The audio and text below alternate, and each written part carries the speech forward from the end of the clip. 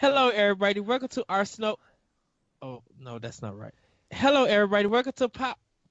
Ed, Wait, what is Corey? Jesse. Everybody. Welcome to Arsenal Block. This is Ed's Nintendo really Power Block. confused. Yes, very confused.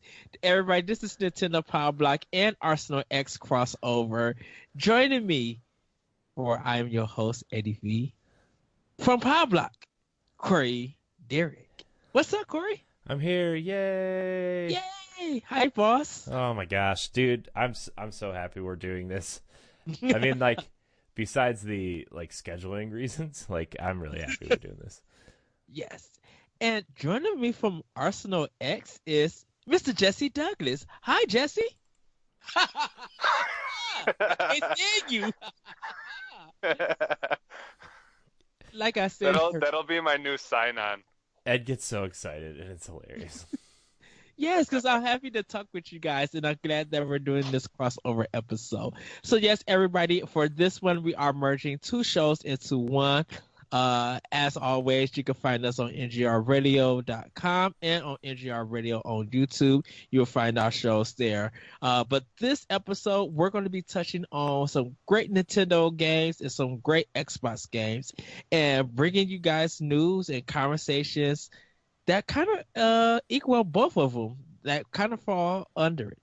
But as always, what is in your arsenal? Or what have you been playing? Because there's nothing for Nintendo Power Block. So I I'm know, like, we just what have you been playing? what have you been playing? I don't know. I kind of like, before we get into what we've been playing, I like this idea. Honestly, I like the idea of just the mashup, the mashup show where Yeah, because it's kind of not saying each show doesn't have its benefits, but just having all of it together kind of feels cool. And we finally we have this weird amalgamation of podcasts just go. exactly. So I don't know. Sorry. And sometimes on the show that we talk about, we'll talk about the other show's content. I know. Yeah. Part of me just thinks we should just smash them together and make one big podcast of both of them. Yeah, that's the thing. Because I'll occasionally come on some of the other stuff, but it's I love talking about Xbox, but yeah, we always want to talk about everything else because it's obviously we're not just playing Xbox. Yes. And so we don't want to feel like we have to apologize all the time to talk about something else, and then this way it's kind of nice. It's just yeah, because expected. for 3 weeks, we were talking Xbox stuff, and then quietly in the Facebook chat that we're all in, we were talking about Mario Rabbids in the Facebook chat while we were playing in Arsenal X, and it's but I want to talk to Jesse about Nintendo. Exactly. So. But on this episode of Arsenal Block, or this crossover, let's get into what's been in our arsenal for what we've been playing. Let's put it like that. I'm going to actually start with you, Jesse, because me and you did something yesterday night. Oh, I see. And that was a eye opener for that. I say one bad thing about Mario Odyssey, and it just ignores me forever now. Well, boss, hold it. I'm gonna get to you. All right, I got a rundown. I literally had to write. Hold on, Jesse. Hold on. What is that face? Oh, I am so happy. I'm so giddy right now. Croatia. Y'all two are kidding me today. Yeah. Or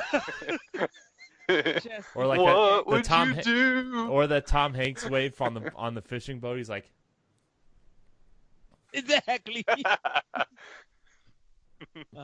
Okay, but Jesse, what's been in your arsenal for what you've been playing? Like I said, I had to write it down because I had quite a bit that I was kind of playing. All right, starting with Nintendo, I was on Switch. I played SteamWorld Dig 2, and then I picked up a couple of SNES games the other day. You guys know about them, and I played Secret of Evermore a little bit just to kind of make sure that it worked and everything.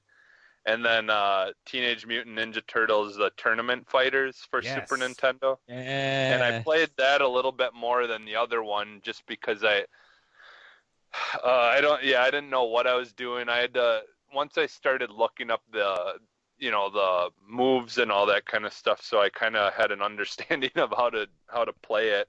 Even then I started doing a little bit better, but man, is it hard. It's a hard game. Donatello is the strongest one, and pretty much Michelangelo is like Ken in a way because of his nunchucks, dragon punching and stuff. Okay, yeah, I only played as Raphael and Leonardo the other day, just when I was trying it.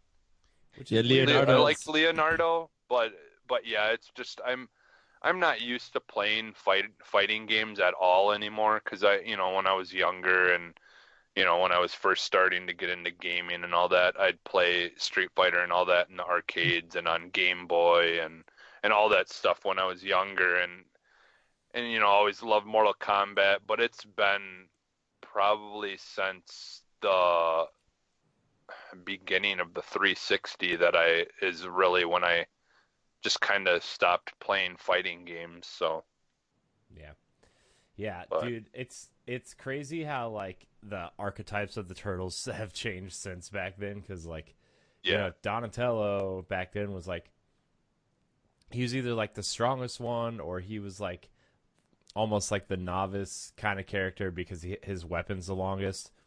Yeah. And then Raphael was always like the quickest back then, and like you'd always want to get quick hits in with Raphael, whereas now like Raphael is like the brooding, he's like the muscle now, and Leonardo is kind of taking that quick step, the quickness roll over, and then Donatello is kind of like the ranged character now because of his staff, and there's Michelangelo who I don't know, he might have been dropped on his head when he was little or something because ate some paint chips. Yeah. Paint chip pizza or something. And then on PlayStation, I actually played a PlayStation game. I was playing the WrestleMania arcade game, from the original PlayStation, and that was always one of my favorite games, and I just kind of wish that they would bring a arcade style wrestling game back again, because those are always a lot of fun, just goofy and just more entertaining than anything else. Is that the one with Dunk the Clown? Yeah, Doink the Clown, and Doink, and then you had like Undertaker and Shawn Michaels and like all the popular ones during that time, and and like they're like it was by what is it, Acclaim or whatever. Yeah. And they and it was just like really goofy, like they would do all these weird things and like stuff would fly out of them when you hit them and stuff like that. It just was really really a weird fun game. But yeah, I've been playing that like on and off since I got a PlayStation, since it came out. I used to play it all the time, when I only had a PS and then eventually PS2, could play it too. But so I played that a little bit because I just had found it again because I just kind of digging through all my old school games that I had. So, and then for Xbox, I picked up Siege a little bit, and Destiny 2 I played a little bit last night before going to bed. And then Rogue Legacy is a game that I pick up every once in a while. I don't know if you guys have played that. I heard of it. I just haven't played it. Yeah, it's interesting. Like it's intended to be super hard because you're not really, I don't know, like the maps, you're really supposed to fight to get through them. Uh-huh. Like they make them really difficult, and then but as you go through, you get money and breaking things, and then you can upgrade your character with stuff. And then like let's say you kind of went through the map and you cleared out most of it and you had an understanding of where you were going, after you die, you pick like a mixture of your character basically that you were last. It ends up kind of being an ancestor of your character that you were last. Uh-huh. So you get like there's different things that you can pick from, like it might be like a tank where it can take a lot of damage, but it's like colorblind, or like you have to, like, it's dyslexic or something. So like when you're trying to push up, you have to push down for up, or like weird things like that. If I remember correctly, are some of the things that you can have with your character, but yeah, it's like it's pretty difficult. But the idea is to go through, and then after you die, you can go into that same level again. You get this thing where it kind of locks down the level, so it will use the same level that you were just playing in. So then you can understand where you need to go again if you think that you know what you need to do to progress, or otherwise it just randomly, has different levels over and over again randomly if you don't do that, each time you start a new game. And then me and Ed played some Gears of War 4 last night. So yes.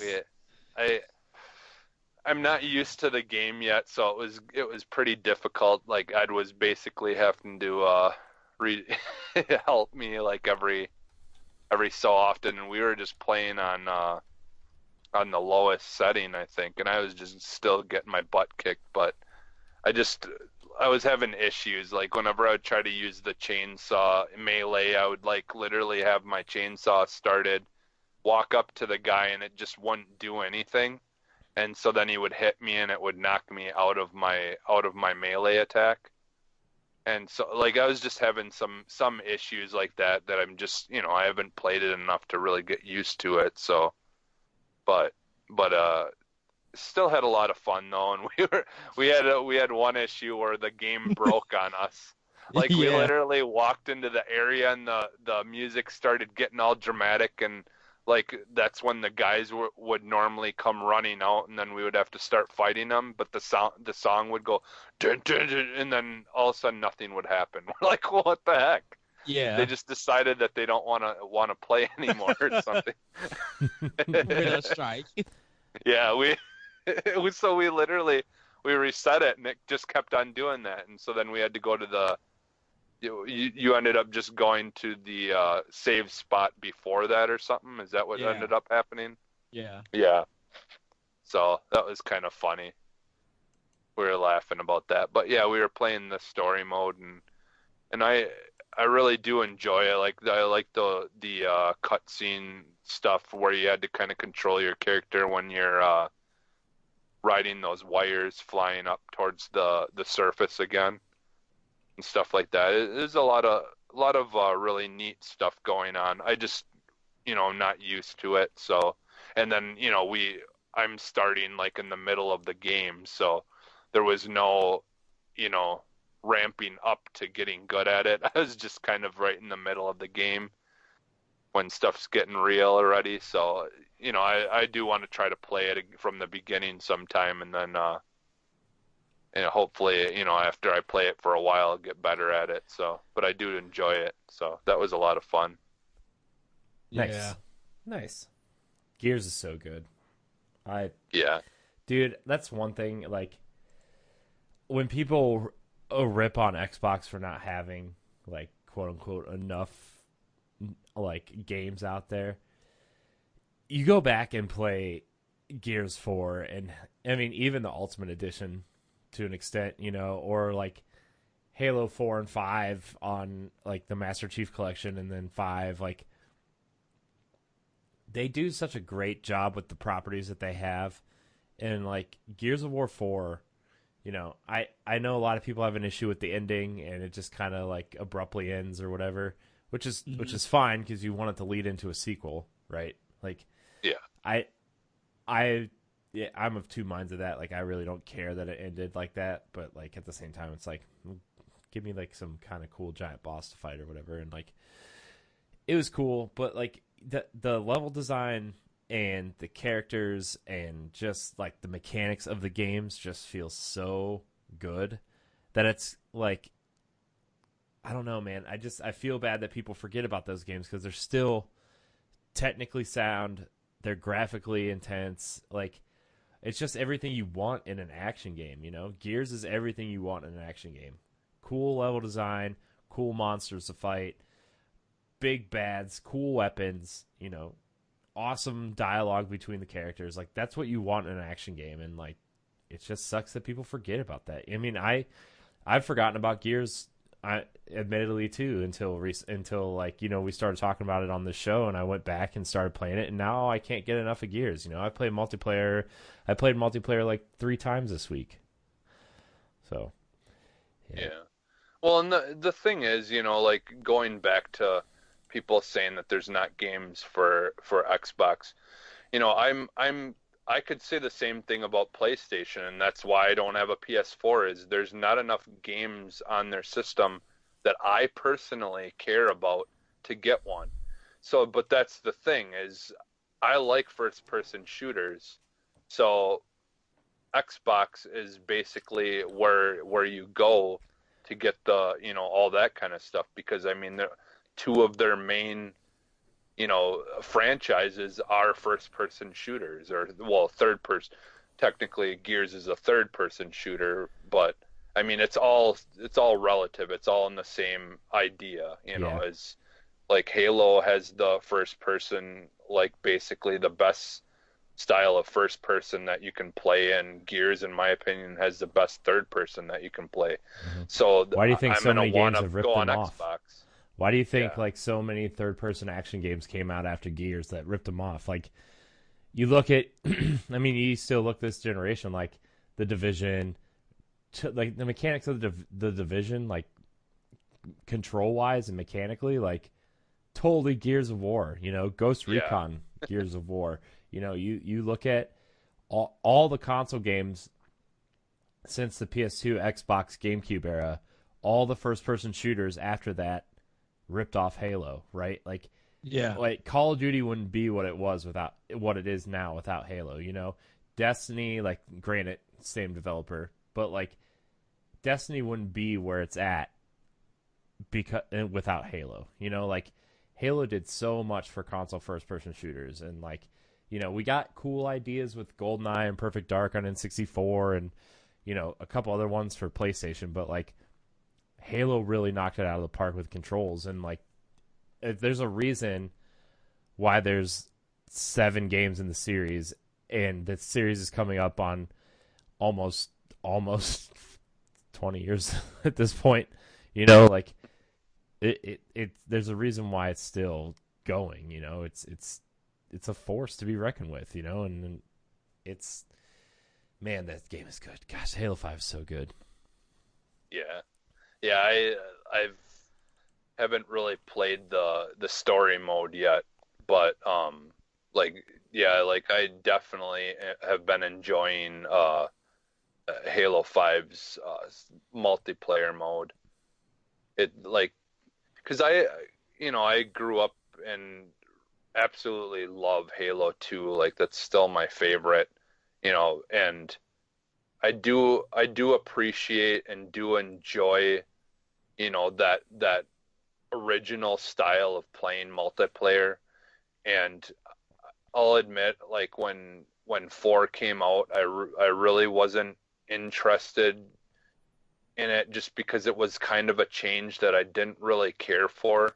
Mm-hmm. But I feel like 5 is more, they've changed it, but it's more true to that original multiplayer mode. Like, it's not like, I just didn't like the whole power-ups, like how each class had like a different kind of style power-up things and all that. I just didn't really care for that. I just preferred like having those power-ups on the map and you kind of rushing to get to them. But I feel like 5 is like a good, well enough mix between the 2 of them that it's like done perfectly, in my opinion. It's improved the original multiplayer style to a point where it's not too much of a change, but it's the changes that were needed to make it, more modern. A lot of reviewers felt that the multiplayer saved Halo 5. I mean, Yeah. that's why it was getting all like 6s and 7s and stuff. They were just like, if you get Halo 5, go for the multiplayer, don't go for the campaign. Yeah. Which I kind of feel like that was unfair. But yeah, they said, I think out of all the Halos, they said that they think that 5 is the strongest. Yeah. Mm-hmm. Well, and that's kind of like that. I'm kind of the same way with, I've been talking with some people on, like on the Facebook things and stuff about games, and one of them that kind of falls into the same category, I feel like, as Halo 5 in some ways, is the third Dead Space. Like, it's not a great game, but at the same time, I still appreciated it, just because I guess probably because I'm such a big fan of that franchise. Mm-hmm. I still wanted to play it, even though it wasn't what everyone wanted. And I kind of feel like, that's kind of the same with Halo 5 story mode, is it's not what everyone wanted, but at the same time, I think it should be appreciated, because I feel like what I've seen of it's pretty impressive in its own way. And, it is kind of a bummer when that happens, when people just kind of don't even, sometimes seems like people just don't even try to give it a chance. And I think it should, and if if you're new to like playing the Dead Space games, and you play 1 and 2, and you hear people say, oh, don't even try 3. I honestly think if you really liked 1 and 2, you should just still try 3. It's, if you got EA access like I do, I got it for free, and I borrowed it when I played 3, so I didn't even pay anything for it. So that's part of the reason probably why it doesn't affect me as negatively, is because I never really actually had to pay any money for it. But if you can find a way to play Dead Space 3, I think you should play that too. I have it on PS3. And Halo 5 too. Yeah. Yeah, Halo 5, I'm halfway done. I just got to finish it. But is that all that's been in your arsenal? For me? Jesse? Yeah. Oh, yeah. Yep. He's just like... I forgot that we're still on me. Well, Boss Man, for Nintendo Power Block. Corey, is that me? Is that me? Yes. What you been playing in your arsenal? Oh, jeez. Okay, so I've been playing a ton of Switch, but before I get to my Switch games, like I got one of my birthday gifts early from my mom. Thanks, Mom. Today I started playing South Park and the Fractured Butthole, and man, if there was ever a game made for the freaking Switch, it's South Park, dude. Like, every time, like when I turn it on and like I saw the combat being played out on screen, and like walking around South Park for the like 30th time because I played through the Stick of Truth, and like one of the early knocks I do have on the game is like it's South Park, and like the city doesn't change, right? It's just like, okay, I know where I'm at in the city here. I know where Stan's house is. I know where Kyle's house is. I know where Kenny's house is, even though Kenny's house, like that area looks different because of the hipster episodes that happen between Stick of Truth and Fractured Butthole. And so like it's all like that hippie area now. And so like I just kind of like walking through the city. I played through the tutorial, like, and the beginning of the tutorial is actually like you're still playing the Lord of the Rings style game where like, you're the king, you're still the king of the kids, because like at spoilers for the end of Stick of Truth, you become the king of the kids, and Eric's really mad, or Cartman's really mad, so like he stops playing, and so you're playing through and you're the king and you wield all the power and stuff, and you're fighting your way back through because Cartman sends you a distress signal from his backyard. So like you get there and he's not there, but all of a sudden like Cartman shows up in his coon costume, and he's like decides that everybody should play superheroes now because he lost, so he wants to change games, like typical South Park faction. So, and that's not a spoiler. It's in the commercials, and it's the first like 10 minutes of the game. So, if you're mad, you get over it. I guess I don't know. But so like I go through the town, and like it does this really cool thing of like if you design your character to be a girl, it does this really like it does this thing where in the first game you could only play as a boy, right? So in this one, if you pick a girl, it does this whole thing of like, are you really a girl? Are you transgender? Are you like gay? Are you straight? Like all these things to like explain away the first game, right? And like there's this really funny scene with Mr. Mackey because if you show up to his office as a girl because you were a boy in the first game, the conversation, he picks up the phone like 3 or 4 times to call your parents to like flesh out the details of like, why aren't you a boy in this game? And it's actually like a really smart, and like it's funny, like the way it plays out is really funny, but it also like for people who aren't up on like aren't keeping up with like the politics and the kind of like, to be honest, confusion of like transgender rights and the transgender movement and like the difference between like cis and straight and gay and transgender and like all these other words, you know, like it does a good job of kind of explaining it to you, but in like the jokey South Park way. So like dude, just sitting in his office listening to him talk to your parents about all this is just like one of the funniest South Park moments I think I've seen since like the World of Warcraft episode. And it's funny, but like I don't know if like this game's gonna not resonate, but like hit a lot of people the way the first game did, because the first game took a lot of people by surprise just how good it was. Well, like, yeah, it had the proof of all those past games being so bad. Yeah, and like this game, I mean, they switched up the combat and stuff, and the loot system's really cool, and designing a superhero is really cool as opposed to like the Lord of the Rings game they were playing in the first place.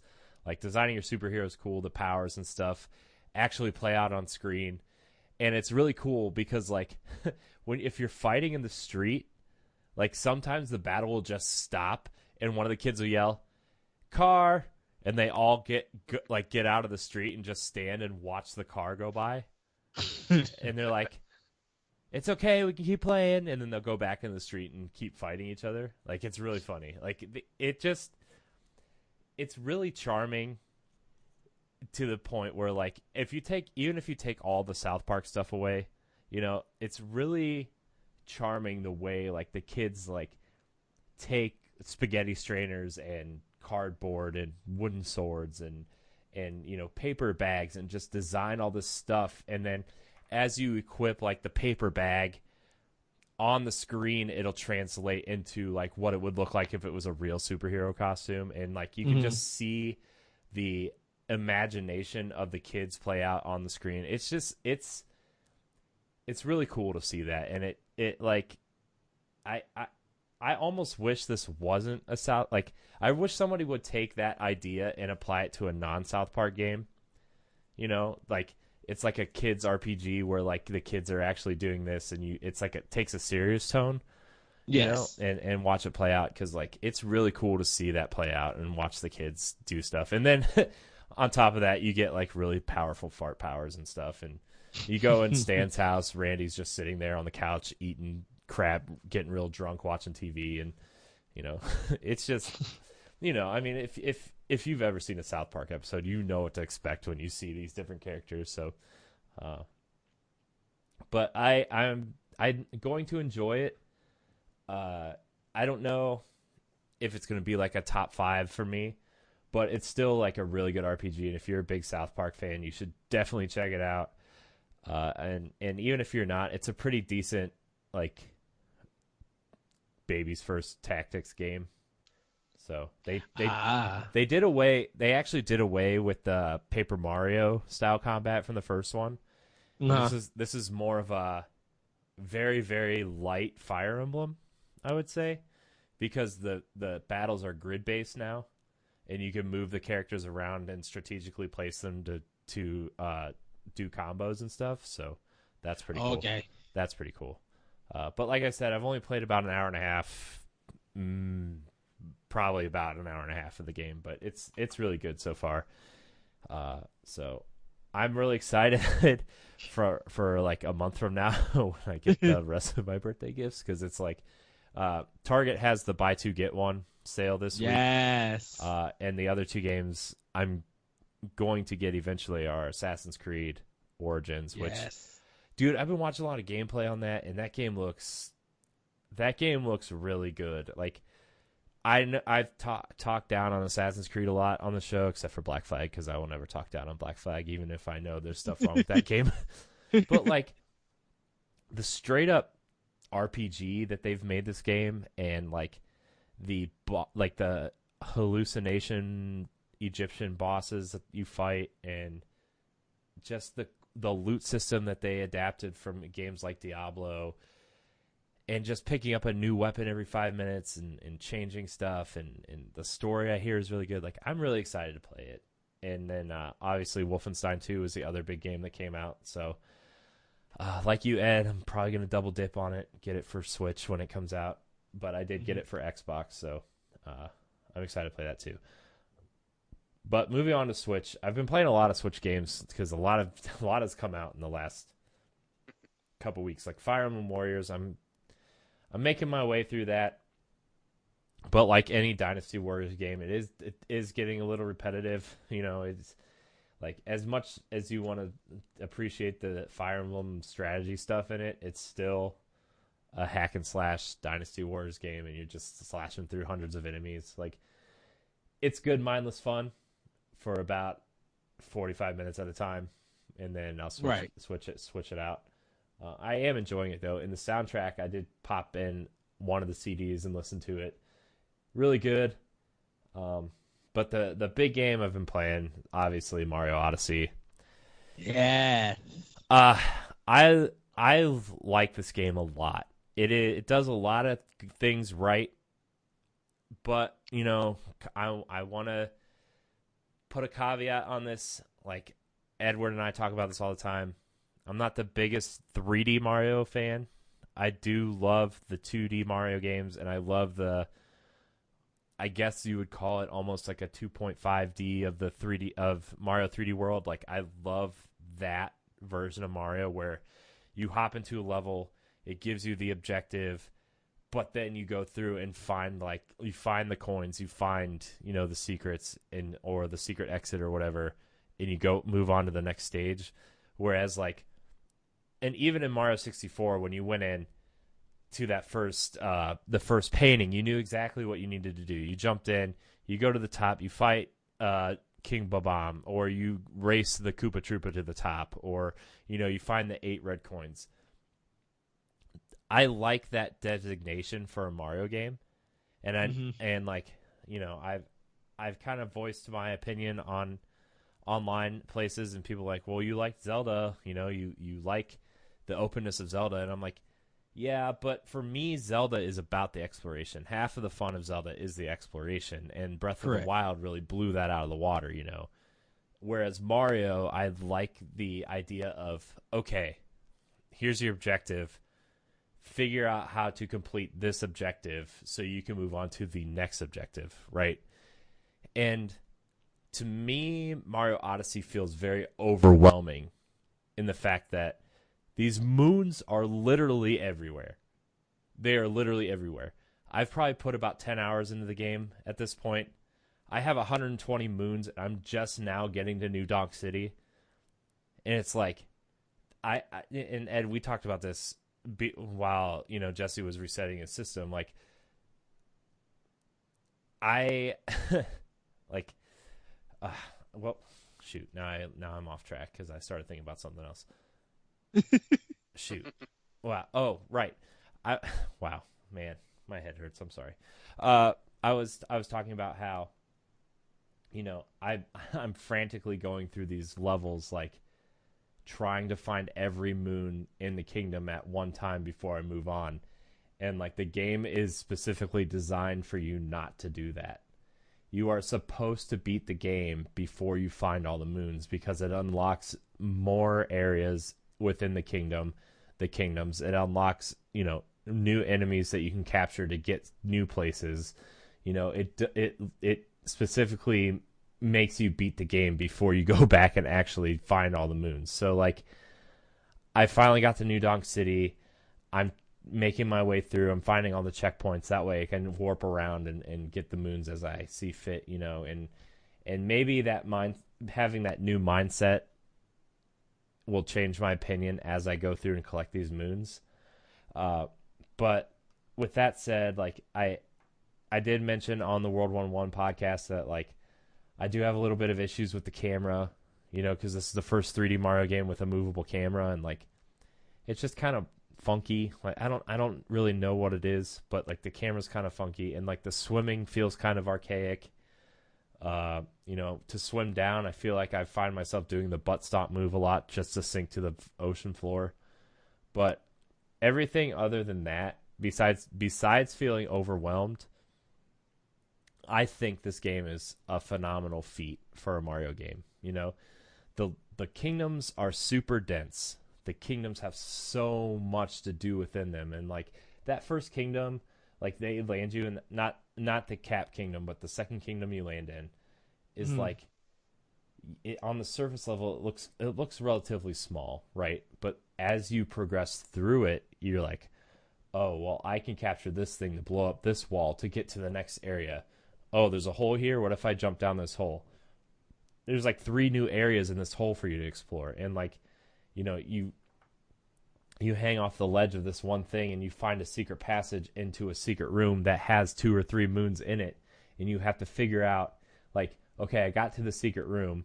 Here's the moon for the secret room, but there's also 1 or 2 secrets within the secret room. So like it's so incredibly dense, full of content, and like this is like it does everything the opposite of Breath of the Wild, where Breath of the Wild really reinvented Zelda. This just totally doubles down on what a great 3D Mario game is, and it delivers, man. This is definitely a must-own for the Switch. It is a must-own for anybody who is remotely thinking about being a Nintendo fan, like yes. This is Mario Odyssey is the reason why 3D platformers still exist. Like, they've fallen off a lot of places. They've tried to change things up. Ratchet and Clank did a cool job last year of kind of bringing it back with like the platforming and the action, the weapons and stuff. Knack is trying. God bless his little heart. He's trying. But like Mario is the reason why 3D platforms still exist, and I am kind of blown away by the sheer amount of content in this game. It's incredible, and after this feeling of being overwhelmed goes down, because the game's only been out for 2 days at this point. So I just need to keep getting my bearings and keep moving through and learning the spaces and learning, because like moving through Mario 64 is like second nature to me. I've played that game so many times. I know where I'm at in every single level and where all the stars are. Whereas, this is a new experience for me. I need to learn the spaces, and they're not just like a 1 or 2 level playing field. There's some of these kingdoms have 10, 12, 14 floors to them. Like, if you were to like compare it to like a building, like, and then within these floors, there's mazes and secret rooms, and sometimes you got to capture something to get to specific place. It's phenomenal. Like, it's really phenomenal. And all the different suits you can collect. Oh, it's awesome. Yeah, a lot of people are been posting the clown outfit and trying to make it like Pennywise. It's like become one of us in the streets. Yeah, just have. Wow. Right now, I have the black suit on with the backwards Famicom hat on. It's great. Oh wow, it's awesome. It's cool. So, Mario Odyssey is a testament to why Mario's been around for over 30 years and why he's going to last a lot longer than 30 more. It's incredible. I understand why this game is going to be people's game of the year. It's awesome. Yeah. It's I'll let you finish, Corey. I don't know if that's everything.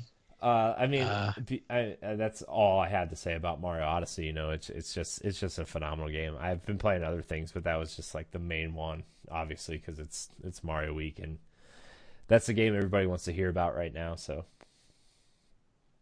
well, no, I think people want to hear about everything else, like what people think. Because I kind of do want to hear people talk about Wolfenstein 2 and Assassin's Creed, or catching up on some back games like Shadow. Like, I really want to hear what people have to say about Shadow of War, because no one really has talked about that game. That game kind of just like came and went, man. I thought that was going to be a game like people were talking about for weeks on end, and like when Assassin's Creed came out, people were going to start comparing Assassin's Creed to Shadow of War, and like how these games kind of, because that first game was accused of ripping code out of Assassin's Creed for the climbing mechanics, and it's like, well, if you're going to steal code for climbing mechanics, maybe Assassin's Creed isn't the game you're going to steal it from. But like, right. I mean, not allegedly. I have to say allegedly so we don't get sued. But like, I'm so surprised that Shadow of War just kind of came and went, and like it came and went because everybody was mad about the single player loot box thing. Yes. And like everybody just kind of like played what they wanted to, and then like once they got to that final act, which I hear was a really grindy kind of final act, like that's when people started realizing like, okay, this game is starting to like weigh on me. Because like I listened to a bunch of podcasts. Sorry, Ed, I don't mean to keep cutting you off. Oh, go ahead. No, go ahead. No, cause I was just going to add, with the loot boxes and with the guys passing away and the money being funded to him and stuff like that. Like, I think all that controversy and drama made Shadow of War a game. Do we want to support it or not? And I think that's kind of what hurt it. I don't know how the sale numbers is for it, but yeah, just the talk of it just died out. But go ahead, Corey. Yeah, but like I heard I listened to a lot of Giant Bomb's content, and they talked about it for like a week, and then they didn't say another word about it. Whereas like, Destiny, they're still talking about. Mario, they're probably going to continue to talk about. Assassin's Creed, they've talked about. Even some of the indie games, like they were still talking about SteamWorld Dig 2 last week, and A Hat in Time they were talking about, and it's like Shadow of War is like WB's big game this fall, and they just totally skipped over it, man. It's and like maybe some of that talk got lost with the EA Visceral thing and some of these other things that came out. Like maybe it just got passed over because of some of the other things that were happening in the industry. But man, like and especially after Shadow of Mordor was like a lot of outlets' game of the year that year.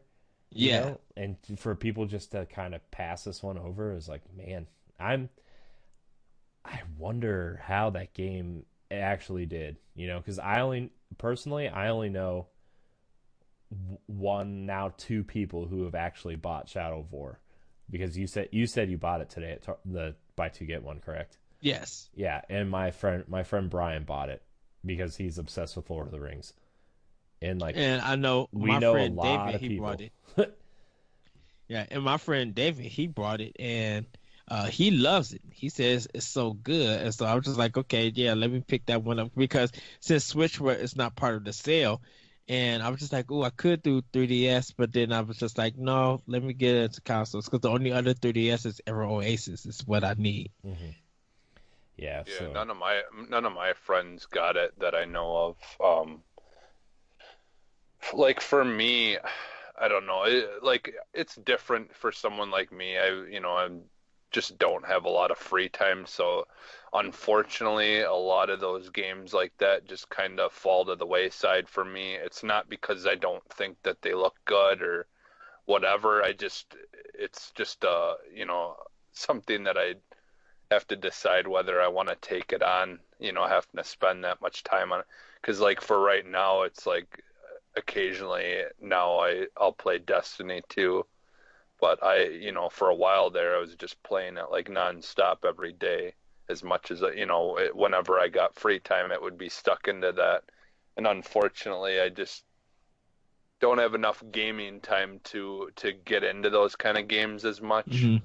If I do, it's like one game, like because until like recently, and you've been talking about playing it lately, Ed, I kind of would like to get back into playing Division again because I love that game. It's a really good game, but it's kind of one of those games that does take a little bit of time to really stick into it to get anywhere, really accomplish anything. So oh, sorry, Ed. Go ahead, Corey. Oh, I was just gonna say, like, I really liked what I played of the Division, and like at the time when it came out, like it had the exact opposite problem of of Destiny 1, where like it had an amazing like single player experience, an amazing campaign experience, and the end game was kind of like they were trying to do something nobody had ever done before with the Dark Zone and going through these hard mode missions and stuff to get the loot. And like I really enjoyed what I was playing on the Division.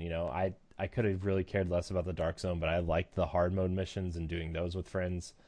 And like literally the only reason why I stopped playing the Division was because that Ubisoft update, the second update to the game, the second major update, wiped my progress.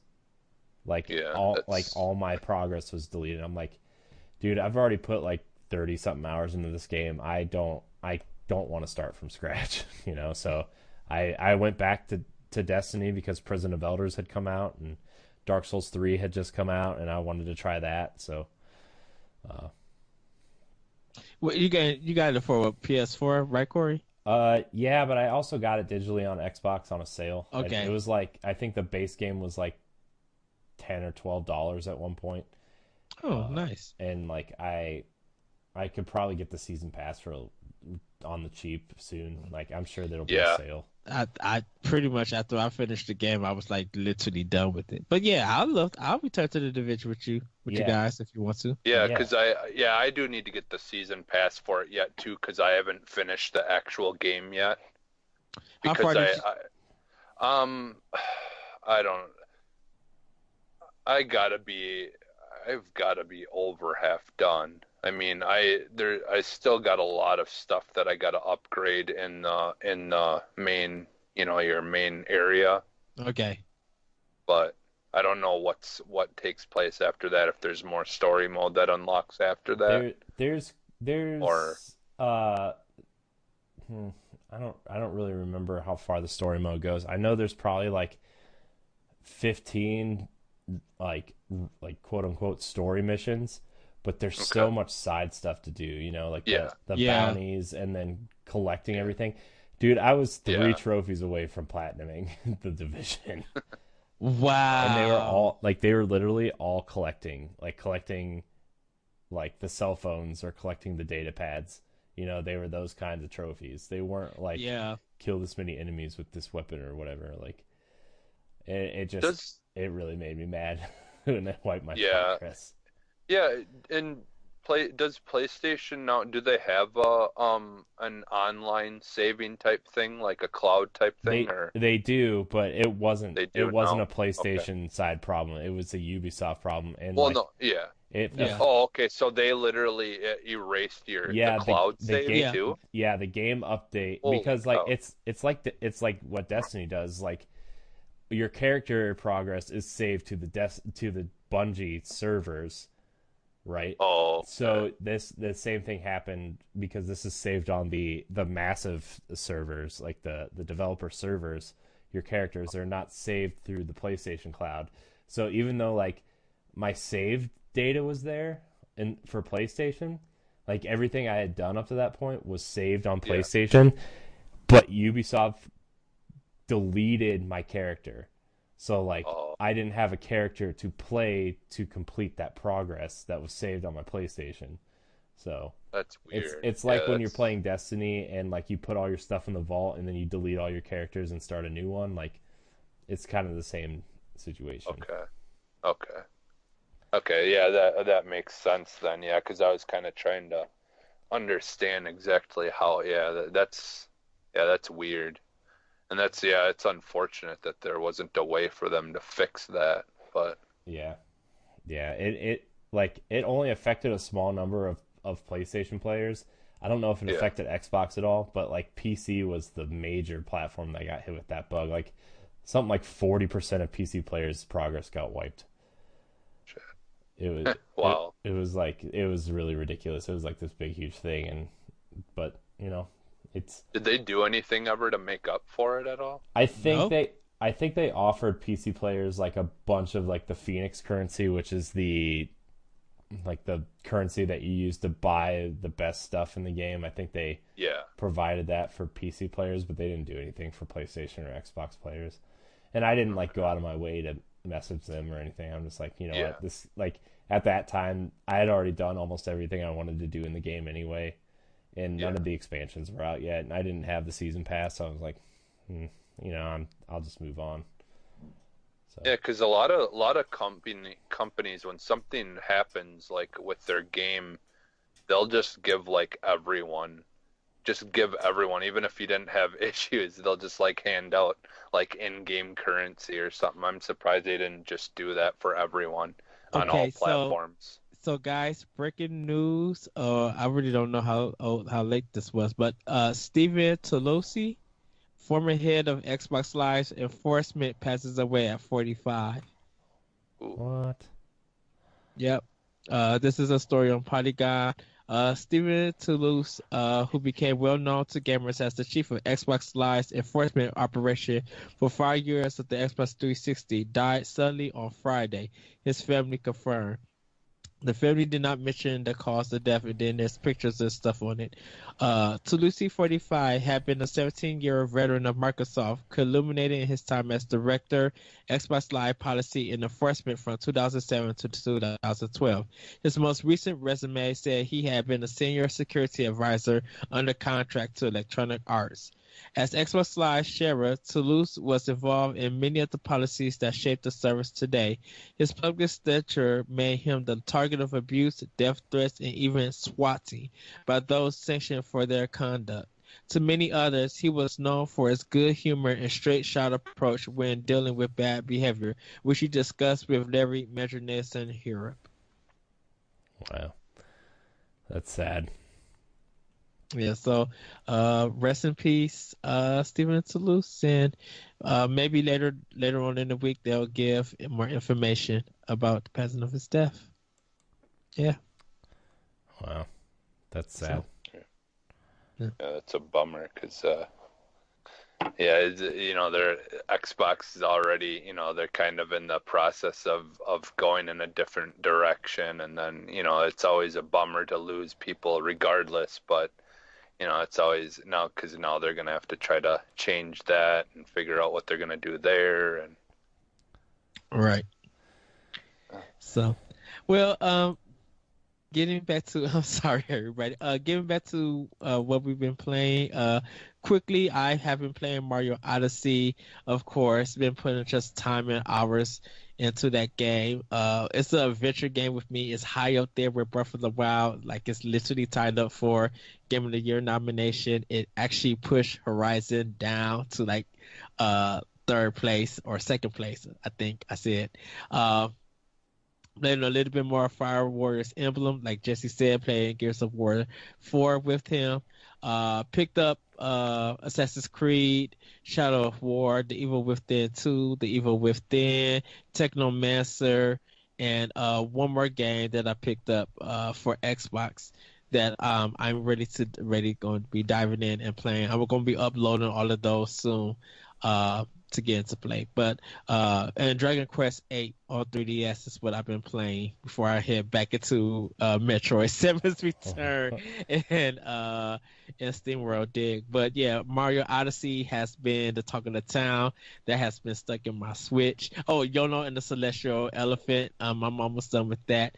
But yeah, that's all I've pretty much been playing. Just loving the adventure and discovery of Odyssey, the the game is just amazing from top to bottom. And I just love that people who are playing it, who are getting the game, are really satisfied on how polished the game is. So that I'm having that much fun with it. Oh, also been playing Halo 5, also getting more of that together, and I'm getting ready to finish the rest of the second half of that game because I want to get into Halo 4 and I want to get into Dead Rising 4 and 3. Need to play that. But yeah, that's what I have been playing. And there's one more game that I need to get for Switch that I need to download. For the sale for the holiday before it ends. So, but that's what all been in our arsenal of what we've been playing. So we're going to go into before we get into news, go ahead. like you mentioned the Technomancer, and like yes, I played the Technomancer. I didn't finish it, but if you are looking for a Mass Effect style game where you're making choices and like, you know, really like you're making choices and your choices matter for the story, and you want like a really cool kind of sci-fi story and RPG, like I recommend the Technomancer. It's not a fantastic game, but there are really good ideas in there, and there are really cool moments in that game that, you know, if someone gave this team, I think this team is Spider Interactive or something. Spiders. Yeah. And like if someone would give them a chance to like really give them a budget and maybe flesh out this world or whatever, like the Technomancer was a really cool game that like it was a really flawed game. It had mechanically it was kind of messy and whatever, but like it had a lot of cool story moments and a lot of cool boss fights. And if you're looking for that Mass Effect style game, more like Mass Effect 1 and not Mass Effect 2 or 3, but you know, I would go out on a limb and almost say it played better than Mass Effect Andromeda. But you know, it's a cool Mass Effect style game, so if you're kind of looking for one, I would check out Technomancer if you find it on a sale or cheap or something somewhere. Like it was a cool game. Yeah. Actually, so I got it for Xbox One, Corey. I didn't get it for PS4, because it was actually cheaper on One than PS4. And Tales of Berseria is what I got, is the other game. So all of that stuff I'm gonna upload and play. Technomancer is probably gonna be the first one that I dive in, and then Wolfenstein 2 I'm gonna dive in. The Evil Within 2 and Shadow of War. I'll probably play Shadow of War for like an hour and then try a little bit of the Evil Within 2. Because I haven't played the first Evil Within, but buying it from PS4 during the sale, like I got the whole season pass, just like everything with it. So I want to try a little bit of that before I dive into. But yeah, that's all been in our arsenal of what we've been playing. So now it's our next segment. Usually it's our Arsenal news, but I think it's going to be our news block. So me and Corey have some good news for you Xbox fans and Nintendo owners. So I'm actually going to let Corey go first, and then I'll jump in right after him with Xbox news. So we'll go back and forth. All right, we'll get into these news bits, the Nintendo news bits. So, as I pull up these notes here, in case you're wondering, like this feed this same show will show up on the PAL Block and the Arsenal X feed on YouTube and on the podcast services. So, yes, I meant to say that at the top of the show when we were doing this, but like, you know, these crossover episodes, whatever we decide to do, if we're going to keep doing them or if we just, you know, they're kind of one-off things every once in a while, like they're going to show up on both feeds. So just so everybody knows, like if you subscribe to both shows, you are getting the same show for both podcasts this week. So don't freak out. It's not a mistake. I promise. So, okay. I know we don't live in Canada, but Switch is outselling every other console in Canada in 2017.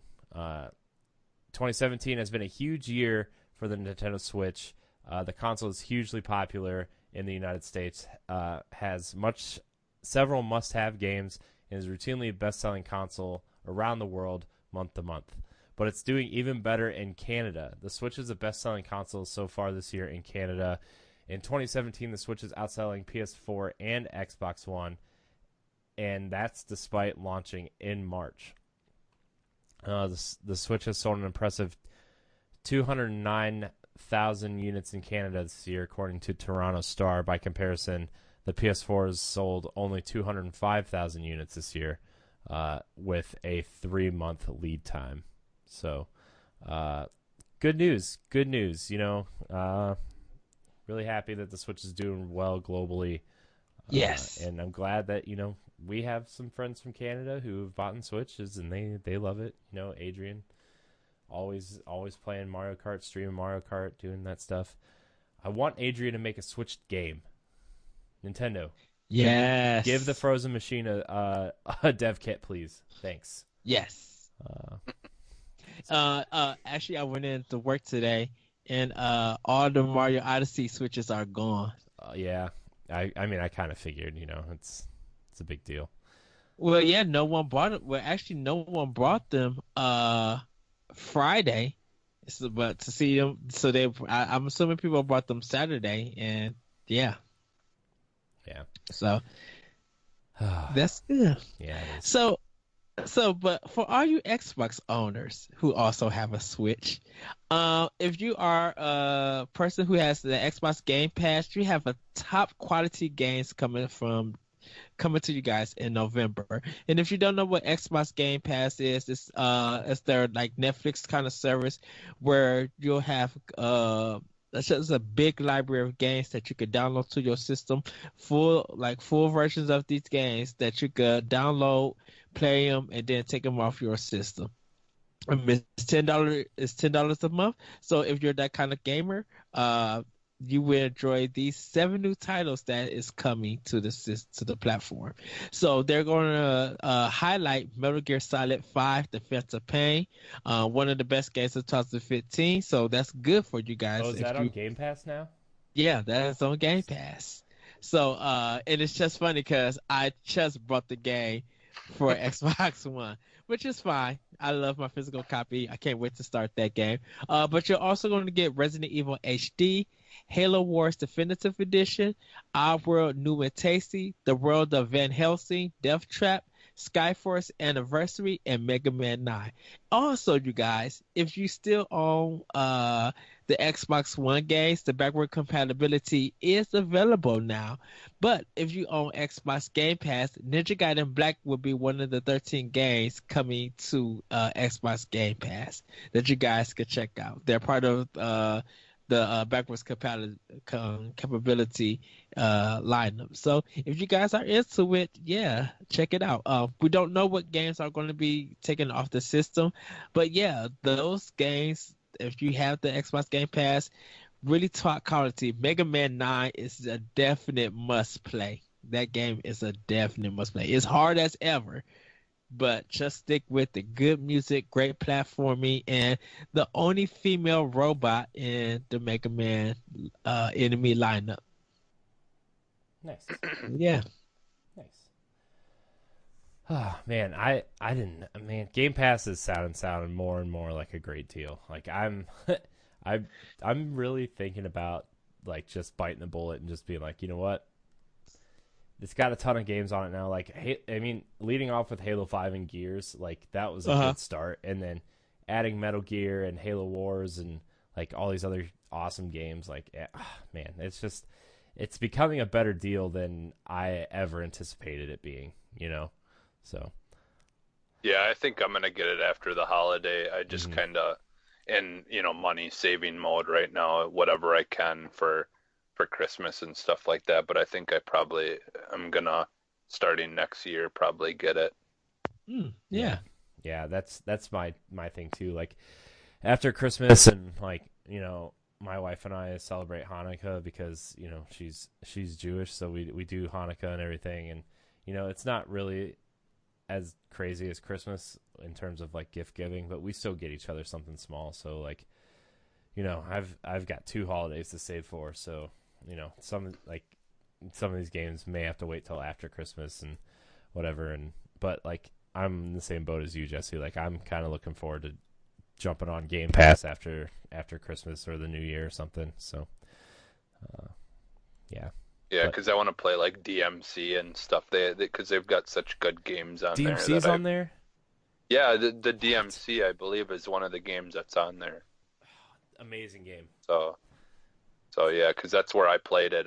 I played it and tried it out on there when I had the couple day or whatever freebie, the pass or whatever. Yeah, the 14-day whatever, the trial. Yeah, the trial. Yeah. I still haven't used mine. I might just pop mine on soon just to do it. Yes. Yeah, they got some good games in there. There was, I think, like maybe 8 or 9 games that I had downloaded while I had it. Yeah. So. Yes. Yeah. Get through DMC Devil May Cry, Jesse. You must play it. The best game. So good. That is the best game that will probably never get a sequel, and it makes me sad. Yes. Yeah. It literally sucks. Oh my gosh, dude. The way they left that hanging, I want to know. I want to know. Well, I'd like to see that and Bayonetta have a crossover. Gosh. Nintendo publishes DMC 2. Capcom and Platinum again? That's a that's a sour pill to swallow. Yeah. I'm sorry, but yeah, dude. But seriously, what if Nintendo went to Ninja Theory and was like, we're just gonna give you all of our Wii money to just be like, you can make your DMC sequel. We'll publish DMC 1 Definitive Edition on Switch. They would have to buy Capcom first before that happens. Why would? Oh, because Capcom owns DMC. Yes. Ew, gross. Never mind. But I'm not stopping you right there, because as we talked about last week on Power Block, that Capcom would have some financial trouble if allegedly. Yeah. If Nintendo does buy it now, they own DMC. They will own that property. And if they go to Ninja Theory, because Ninja Theory is independent for that to happen, I think Ninja Theory and Platinum probably can work well together. My ideal is that I think they respect each other's works. And Ninja Theory is never this is what I love about Ninja Theory. They've never been trying to be like Platinum or anything, and Platinum has never tried to be like Ninja Theory.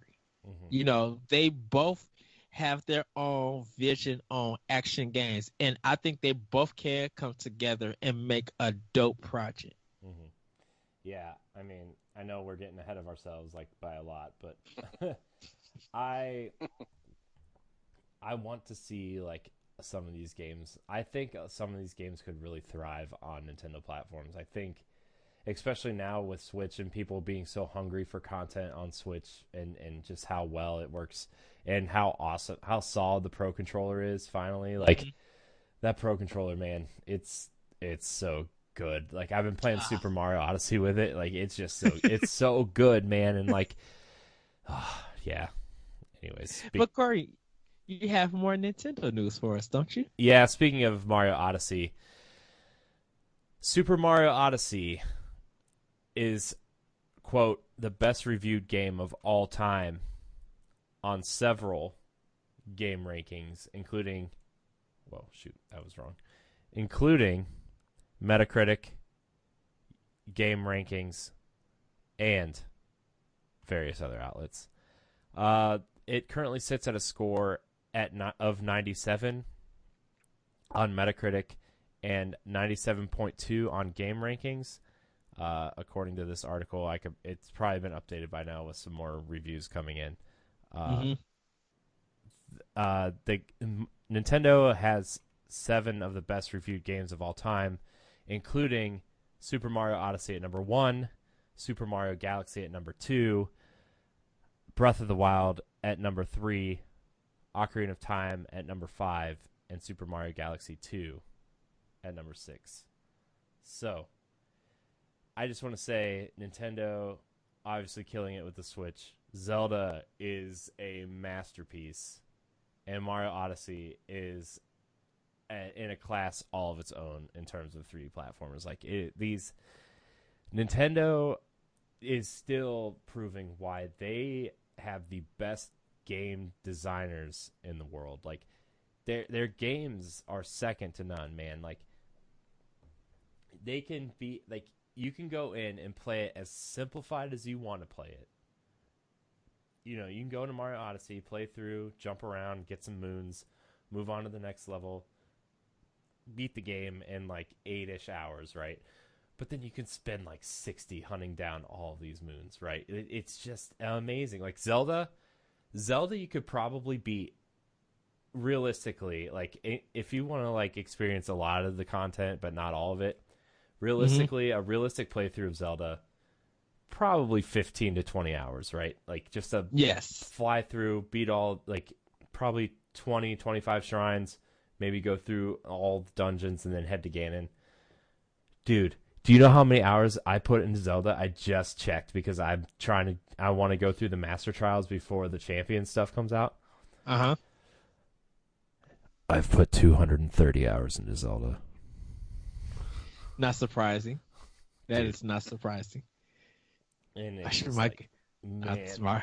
Like I said, my good friend Tony Zilakakis put 300 plus hours in Xenoblade Chronicles X. So, dude. Oh, by the way, Ed, I forgot to tell you. Speaking of Xenoblade Chronicles X, my Wii U now has a new permanent slot in my entertainment center because, like, I want to go back. Because after I beat Odyssey, I want to go back and play Galaxy, and I want to go back and play 3D World again. And I want to, like, theoretically in my brain, this is how it's going to work, where, like, I want to kind of compare those games. And I want to go back and play New Super Mario Brothers, probably U, because it's the easiest to get back into, you know. I need to catch up on Assassin's Creed Black Flag for Wii U so I can help you get the last multiplayer. Dude, 6%. There's 3 challenges I need to do, man. 3 challenges, and I have no Wii U friends. I have a question. Did they bring Pikmin 1 and 2 to Wii U? No, they brought it only to Wii. You can. Oh, okay. I think it was you only can on purchase Wii. Pikmin 1, the new Play Control Pikmin for Wii on the Wii U eShop, because they brought a bunch of Wii games to the eShop. Yeah, and I think the first game is one of them. Okay. Pikmin 1. Yeah, because if honestly, if the first and the second were both available on the Wii U shop, I'd probably be tempted to eventually get one here with hopefully the prices of them, you know, dropping for used. But you can get you can get a refurbished one straight from Nintendo for $199. Oh, okay. Right now. I mean, I know you could probably get it cheaper somewhere, but like, yeah, it's got Nintendo's seal of approval, and it's $150 off, and it comes with Nintendo Land and new Super Mario Brothers. So, yes, I mean that's because I'd love to go back to the Pikmin games again, because that's like I talked with Ed about this. It's basically my franchise for Nintendo that's like most important to me is the Pikmin. I just loved those games. I unfortunately never got to play 3, but that's what I'm most looking forward to with owning a Switch. I wish they would bring like all 3 of them into a collection for the Switch. You know, I could see them start doing collections of games like for Switch that people maybe, you know, even though the Wii sold so much, I'm sure a lot of people skipped a lot of the games on Wii, like Galaxy and you know, the Zelda games and stuff. Like, if they did like a Galaxy 1 and 2 collection, a Metroid Trilogy collection, a Pikmin Trilogy collection, you know, stuff like that, and started bringing them over to Switch, like, I could see Nintendo start to do that. They've got enough, you know, high profile games that they could start doing that. Yeah. Well, and I think like there's a lot of people obviously that are getting the Switch that are in the same situation I'm in, where they may have liked Pikmin, but they never played 3 because they didn't get a Wii U. Mm-hmm. And so for them to kind of bring like a whole collection to the Switch, I think would be a massive seller, I think. Yeah. Yeah. Man. Dude, Well, Wii U's so good. Wii U is an amazing system. I hate the gamepad, but everything else about the Wii U is amazing, except for that gamepad. I wish there was just like a peripheral that you could like plug your Switch into the Wii U just by like a giant USB cord and just use the Switch as the gamepad. Yeah, kind of like what they kind of almost did with the DS or whatever, the 3DS. Couldn't you plug it into the Wii U and use it as your controller? Yeah, you could adapt it. You could like wirelessly attach it to your Wii U, where like I know a lot of people, I think it only worked on like 3 or 4 games. I know Monster Hunter was a big game that it worked on. Smash, okay. Obviously a controller worked with that. Okay. I don't think Mario Kart. No, not Mario Kart. There's one other game that was kind of worked that way, but I don't remember what it was. So, well, everybody, November's games with Go is top quality right here. Are you sure? Yeah. November 1st to the 30th, you can get Trackmania Turbo. November 16th to December 15th, you can get Tales from the Borderlands, a Telltale Games. Now, those are the Xbox One ones. Yeah. Now, for Xbox 360, November 1st to the 15th, you get Nights into the Dreams. And November 16th to the 30th, you get Deadfall Adventures. So those are the 4 games that is coming to Xbox Live Go for November. Borderlands, yes, definitely. I would say Tales from the Borderlands is one of Telltale's best things, you know. Yes. But anything else is just kind of like meh. I haven't played that yet. I still got to go back and play Borderlands 2. Like I played it a little bit, but I've only played 1. Like I played 1 a lot. Okay. I didn't really get into 2. I just didn't get a chance get around to it. It's not that I didn't like it or whatever. It just kind of unfortunately fell to the side, and I just never got around to playing it. But I do have both of 1 and 2, and the Telltale thing always looked interesting. I just never looked much into it. So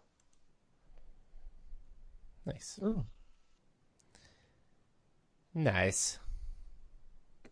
It's a nice. Very nice. Did you start, Jesse? You sounded just like you. My wife. My wife. Oh man. So Corey, any more Nintendo news? Yeah, we've got like 1.5 stories. Splatoon is getting a new stage and a new weapon. That's the half news story, which, you know, they've been putting out regular content every week or 2 weeks, or, you know, they've been just packing that game full of stages and weapons. But the last story here, Nintendo confirms Breath of the Wild DLC is still coming this year. While everyone is talking about Super Mario Odyssey, there's another Nintendo masterpiece that still isn't done. Zelda Breath of the Wild has big DLC on the way, and Nintendo confirmed that the DLC is coming this year. The confirmation comes... 2 confirmations were made. One coming from Reggie at the Super Mario Odyssey launch event in New York, and then Eiji Aonuma, the producer of the Zelda series, also recorded a special message for fans later this week about the Champions Ballad DLC pack, which is releasing before year's end. It has been delayed from their original release window, their internal release window, but they said they just want to polish it and make sure it's the best possible game that you can play. And Aonuma asks fans to just please hold on a little bit longer. Their internal, I think, was November 10th, which is when the Amiibo are coming out. Yeah. But they did say that it will be before year's end, so that'll be good. And yes. I'm really excited because, you know, my 2 Game of the Year contenders still have DLC on the way, which is Horizon and Zelda. And like, yes, I'm like 99.9% locked in on Zelda. And like, I'm not going to judge my Game of the Year stuff off DLC, but just like the DLC is going to give me a chance to play in those worlds a little bit longer just to confirm my list for our Game of the Year discussions. So I'm actually really excited for Game of the Year talk this year, man. Like last year was cool, but it was our first time doing it, you know. It was our first kind of real Game of the Year discussion for NGR, and now that we've kind of been through it before, we know what's coming. It's exciting to do it again. And like there's so many good games to talk about this year that it's just like, man, can't wait. I can't wait. yes. Of course. I actually finally beat Zelda on my Switch the other day, last week, because I was gonna try some to other person get on all this the- panel beat it. Ed, Huh? What'd you say, Corey? I said at least one other person on this panel beat Zelda. Stranger Things comes to Minecraft. So as everybody know that past Friday, Jesse, I'll let you get back to your story after this. I'm trying to get out this comment out of that conversation. Stranger Things, the second season has come out on Netflix. It's available for you guys to watch. But along with that, Assassin's Creed Origins, Super Mario Odyssey, and Wolfenstein 2, the new Colossus, all dropped on Friday. Also, though, Stranger Things costumes are now available in Minecraft. So if you guys are big fans of that series, and you have Minecraft, you can pick them up. The costume pack offers quite a lot of its $3 asking price, featuring several dozen different costumes for Eleven, Murray, Billy, Chief Hopper, and more from both seasons 1 and 2. That also means the pack technically could contain spoilers for the second season, so you may want to hold off on seeing what the pack has in store until you're done watching. Mahjong does have a trailer for it, so if you guys want to check that out, do. But yeah, costumes for Stranger Things in Minecraft. That's awesome. It's really awesome. But quickly, my last story. I kind of sent the guys a note about this one, but I actually wrote the wrong thing.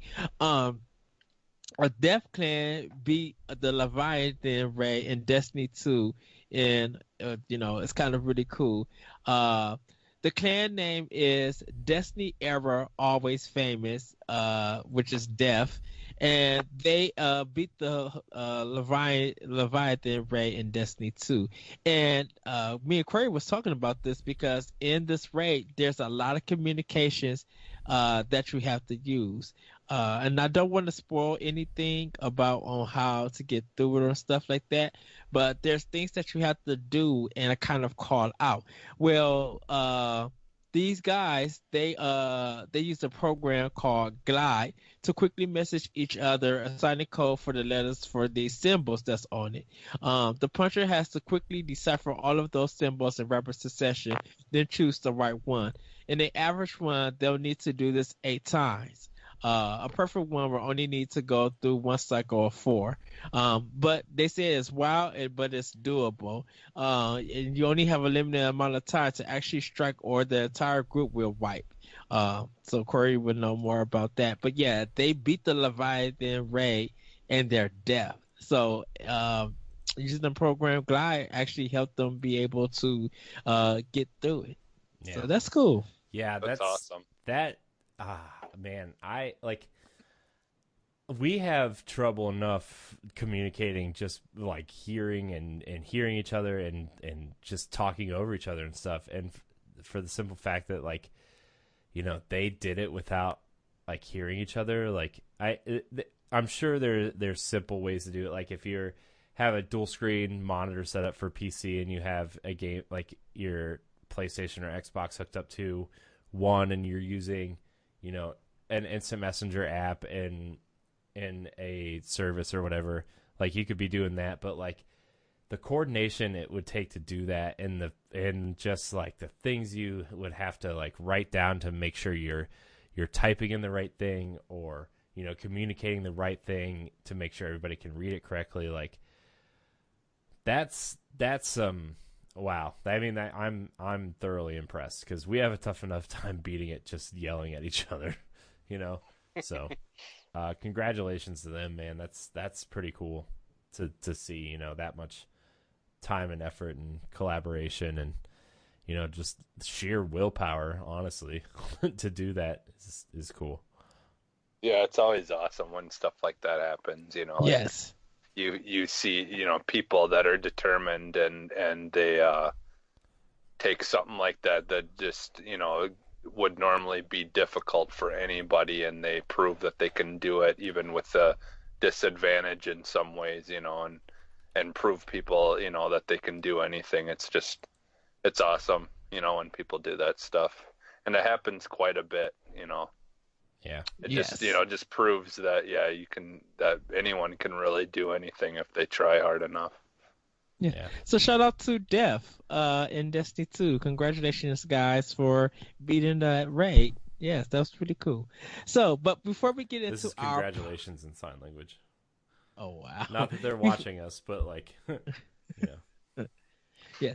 But before we get into our power exchange, we're going to take a break, and we will be right back. That's code for Ed has to pee. Can I go? Can I go to the bathroom? No. Okay, I'm going to the bathroom. I'll be right back. If you guys need to go get something to drink, go ahead and do it. I might pee too. I'm not sure. We'll see. Yeah, I actually think I might try to quick, just in case. Better safe than sorry. Right.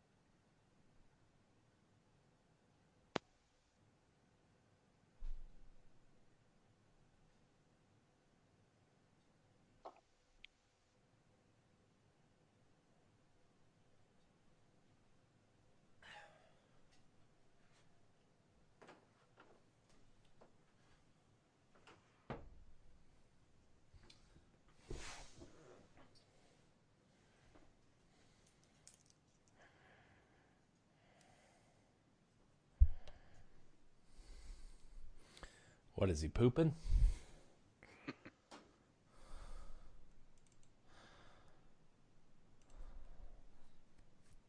So he's like me and was eating something really quick. Starting to get hungry. But I'll figure out what I'm gonna eat later. Not really quite ready to eat anyways yet.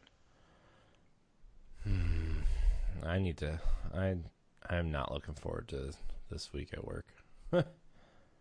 Yeah.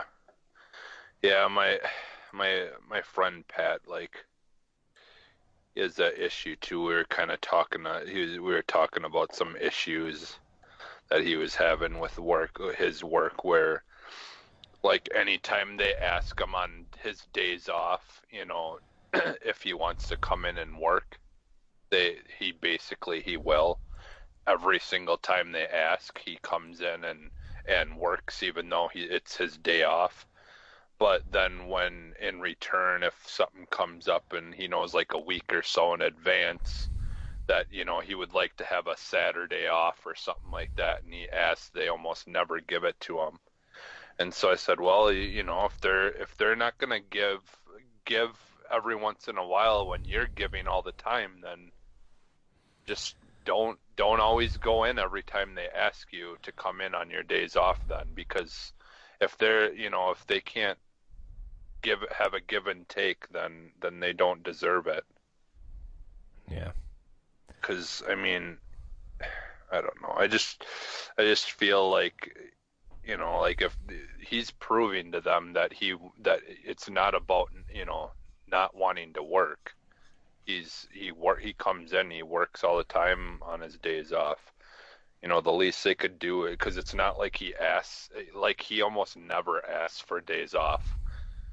But the one or two times that he has, like they, like in short, in a short time period, anyways, they haven't let him, take it off, which is a bummer. Because I mean, he tries to get someone, call and do all that and find someone to fill in for him on his own. Yeah. But yeah, I mean, I get it. Like this week I work Monday, Tuesday, Wednesday 9 to 4. And, Monday, Tuesday 9 to 4, and Wednesday 7 to 4. I'm off on Thursday, but then then Friday I work 7 to 8, or I work 10 to 8. Saturday I work 7 to 8, and then Sunday I work 9 to 8. And it's just like, man, there's other people here, guys. yeah. What happened? Just talking about work stuff.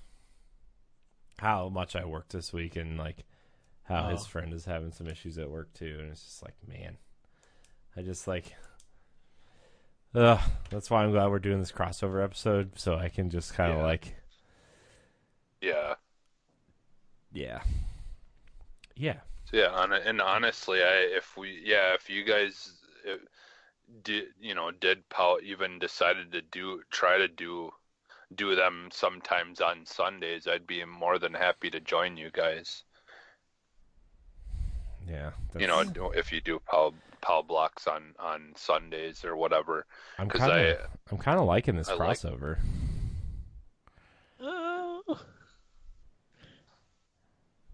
Okay.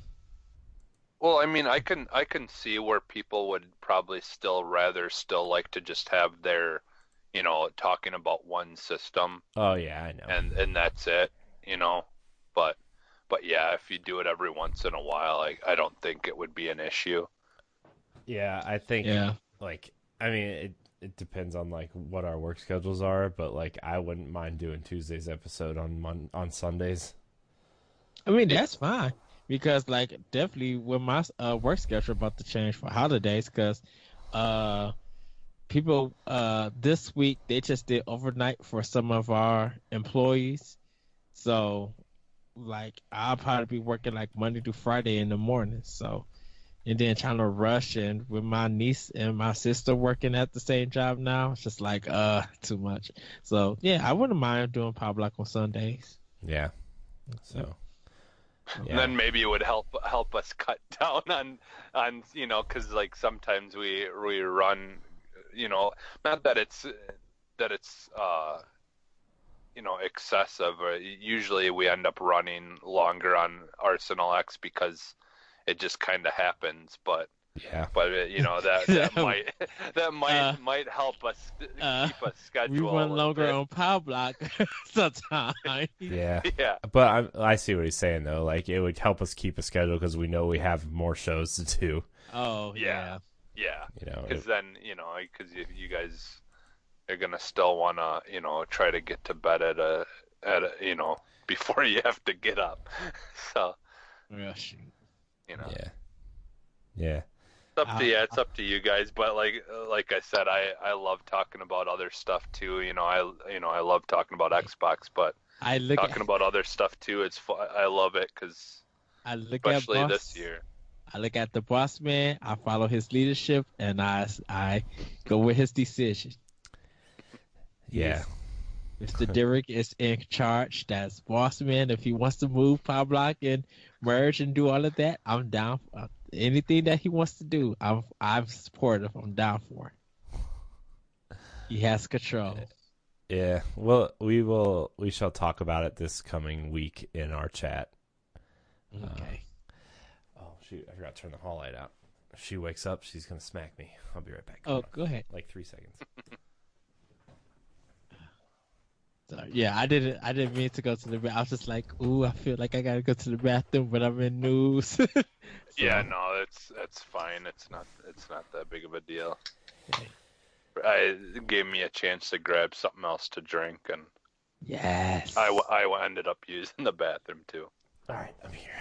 I'm back. I think we all did actually. We all went and used the bathroom. I even got some water. Yes. Thirsty. All right. So, are we recording? Are we ready to go? Oh yeah, we've been recording the whole time. I didn't stop. Oh. Can't stop, won't stop. Yay. Welcome back, everybody, to Arsenal Block. Hi! So in this last portion, it's normally our Arsenal Exchange, but it's going to be our Block Exchange. We're actually going to be talking about Microsoft and Nintendo in this discussion.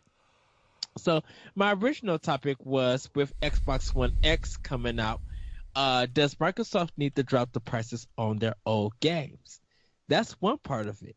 Now, with Nintendo Switch being so popular, can Nintendo really fill stores this holiday season? And will that guarantee more sales for games for the system? So let's start with Jesse. I'm going to come with to you first with the Xbox question. Do you think they need to drop prices for their old games if they want to sell more of them on Xbox One X, since they're about to provide the 4K experience and upgrades and patches and stuff?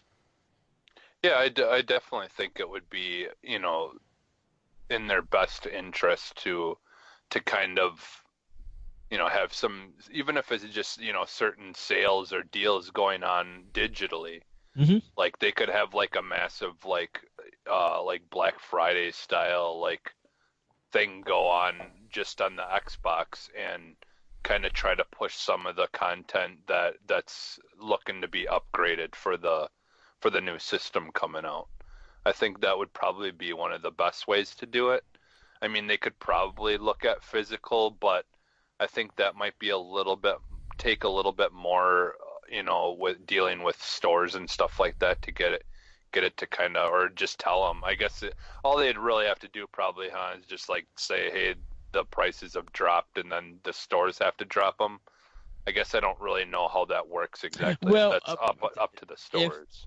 Normally, if they drop it in the stores, it would be up to if they're dropping it also on digital, because sometimes the store prices are different than digital, and we don't know when they're going to be dropping. And Okay. Microsoft could do like a 5 hour sale where they drop Yeah. it 75% off, and none of the retail stores would know. So Yeah, or I mean, they could just like I said, do like a even just like a day or even just have like an ongoing holiday sale where every 24 hours the content maybe changes or something for like 3 days or something like that.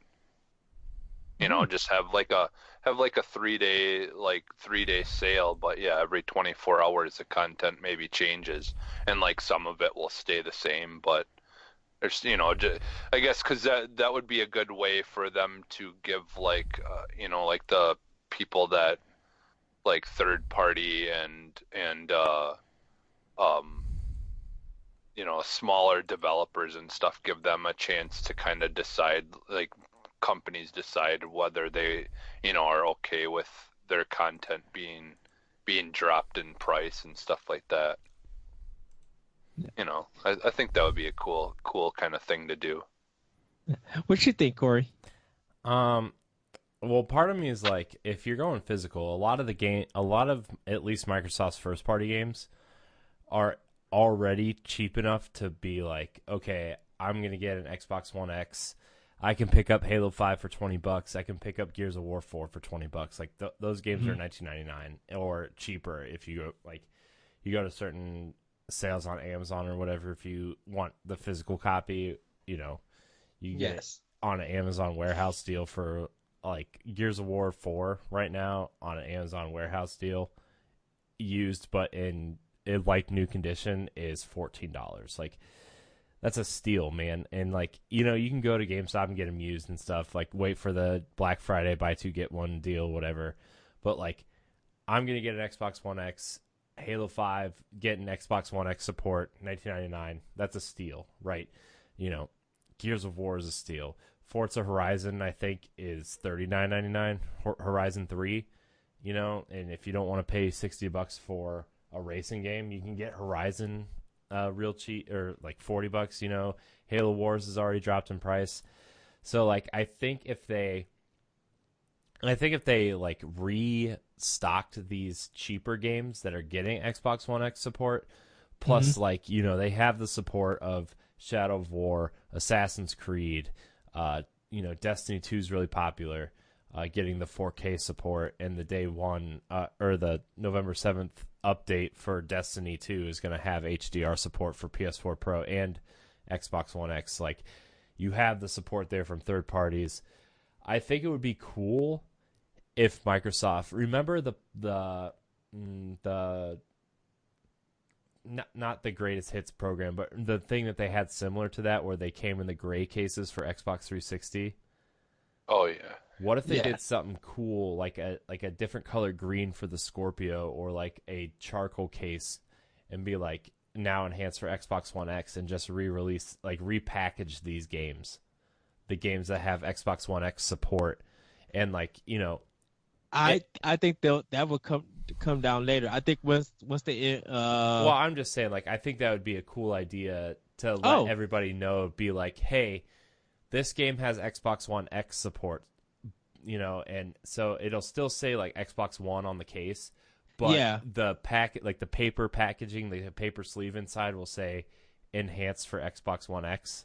I think that's coming next year. I think that's why I said, like, once they kick in the 4K support for that game, maybe a week or a month later, that game probably would get a re-release for physical copy. Oh, I agree with you. And I mean, I even think they could re-release some Xbox 360 games in Xbox One cases and just have them say Xbox 360 backwards compatible on Xbox One, enhanced for Xbox One X. Because like, Halo 3 is getting HDR support for Xbox One X, the 360 version.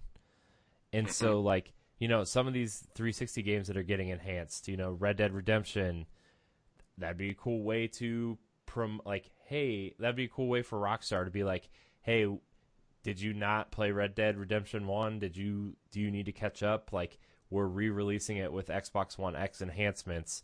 So it's $30. Go buy it and, get hyped for Red Dead 2. Like I think that'd be a cool way to just repackage the games and make people get excited for these games again, because like a new box is something people get excited for. It's almost like a collector's mentality, or like, I mean, I remember how excited I was when like I would see the green labels for PS1 games or the red cases for PS2 games, or the yellow Gamer's Choice sticker for Nintendo games.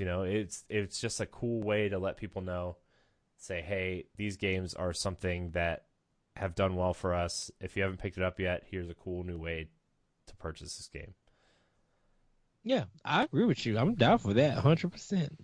I think just kind of what you just said, Corey, I think that would be a good idea for them to be able to attract players who are new to the system or new to the brand, to pick up some of their great titles. Like that would be cool to see, like Forza Horizon 3, actually drop in price, that it makes it more affordable. And just like you also, Jesse, do digital sales, like drop them down in price maybe for 2 weeks and be like, the week of Xbox One X releases, all our past games are now $19.99 for 2 weeks for digital sales. Don't forget, and if you buy these games, you can play them anywhere on Windows 10.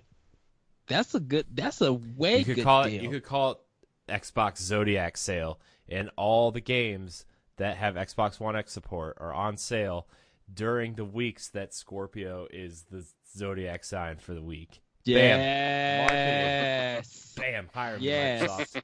Yes. I'm literally just sitting here in my spare bedroom, looking for a new job. Please, Xbox. Yes. Just saying. Yes. Yes, everybody. That's how I am. When I did like that, just take the cake, just molds it in. Yes.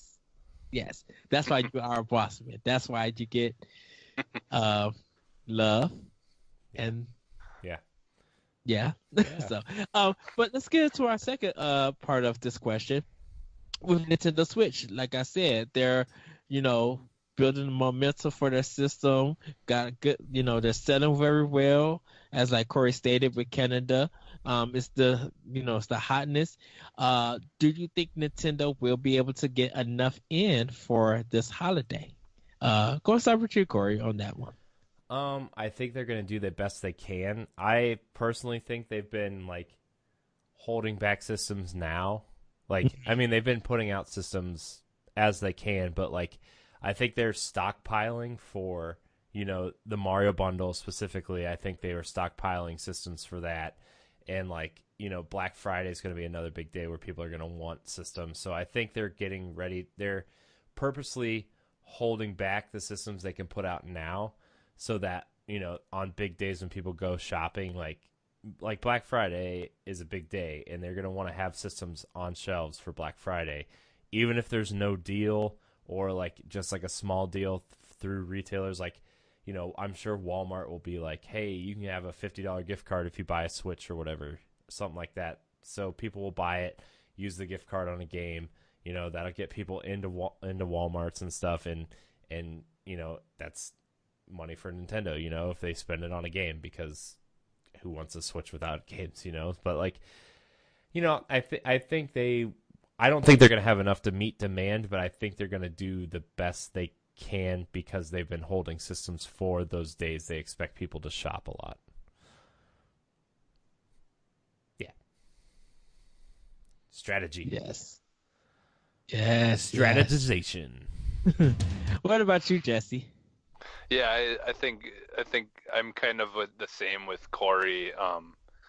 Yeah, I think I've noticed. I don't know about by you guys, but I've noticed that when I've went to the store, and anytime they had Switches in, it seemed like they were maybe only getting one just Switch by itself per every two of the bundles. It seems like they're putting bundles out more than anything else. Mm-hmm. Because like ultimately that's all I've really seen in the stores were bundles. I did the couple like last week I think it was there was at the Walmart by me they had one regular Switch, but they still had a couple of bundles. So yeah, I think maybe what they're doing is just for right now when the new games come out they put the bundle out and then hold on to those systems that are just individually packaged, and then like Corey was saying, waiting to kind of just ship those all out during the holiday shopping times. Well, well, that's probably a Walmart exclusive, because like Target and Toys R Us, they just when it comes to getting the systems, they would get the gray one or they'll get the red and blue one, and it's not planned on when they show up. They just show up, like, and so Walmart is probably doing some kind of exclusive bundle where they have the system and certain games, and that's that store's business of bundling them, because the other stores don't have it like that. But besides GameStop, maybe, because if like for my job, when we get Switches and stuff, we get them 5 in the box, and we won't know. Yeah, we won't know if they're the gray ones or they're the red and blue ones until we open up the case and look at pull it out and see which one it is. Okay. Yeah. All right. So, but I really do hope they do get out more systems, because it's going to be the hottest thing. They've been advertising more the Switches everywhere than they have for Xbox One X and PlayStation. Which brings me to my last question for this discussion, in case if you guys don't have anything else to discuss. Is Microsoft and Nintendo putting the pressure on Sony? Like, is this going to affect the Sony business because they really don't have anything for this holiday, that's going to make them still, make the people want a PS4, or Sony's just like, well, you guys are really just playing catch up to us?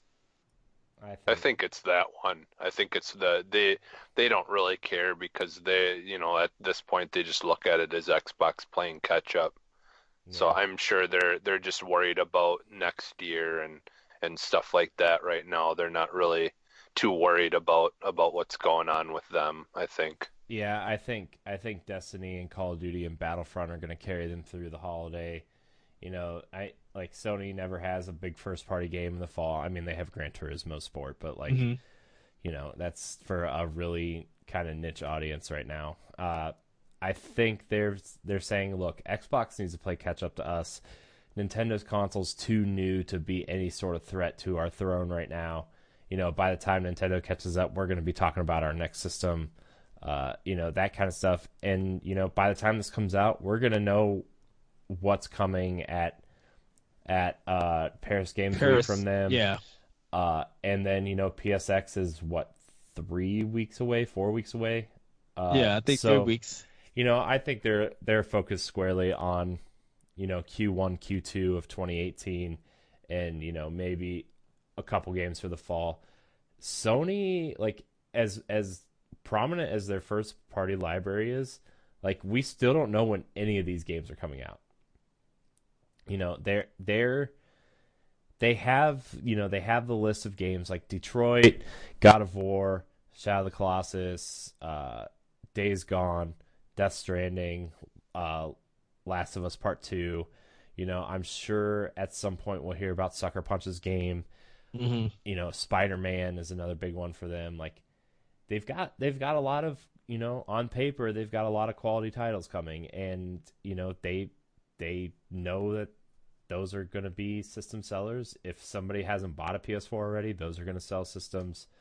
I remember back in the day, God of War coming late into the PS2 life cycle was like a huge system seller. And, God of War 2 was the reason why I didn't get a PS3. It was God of War. I'm like, you know what? We got Final Fantasy 12, God of War 2, and Kingdom Hearts 2 all after PS3 launched. And it's like, if people were sticking around PS2 for those games, like the games that they're going to put out next year are going to sell systems. You know, it's just like they don't have anything to worry about because they've sold 60 million units. But do you think that they actually scale back for this holiday? Like, why wouldn't they try to take advantage of any holiday sales? No, I think, you know, they have their strategy where, like, look, we've seen this since the second year they launched. They haven't had a first party game besides Killzone for a holiday release.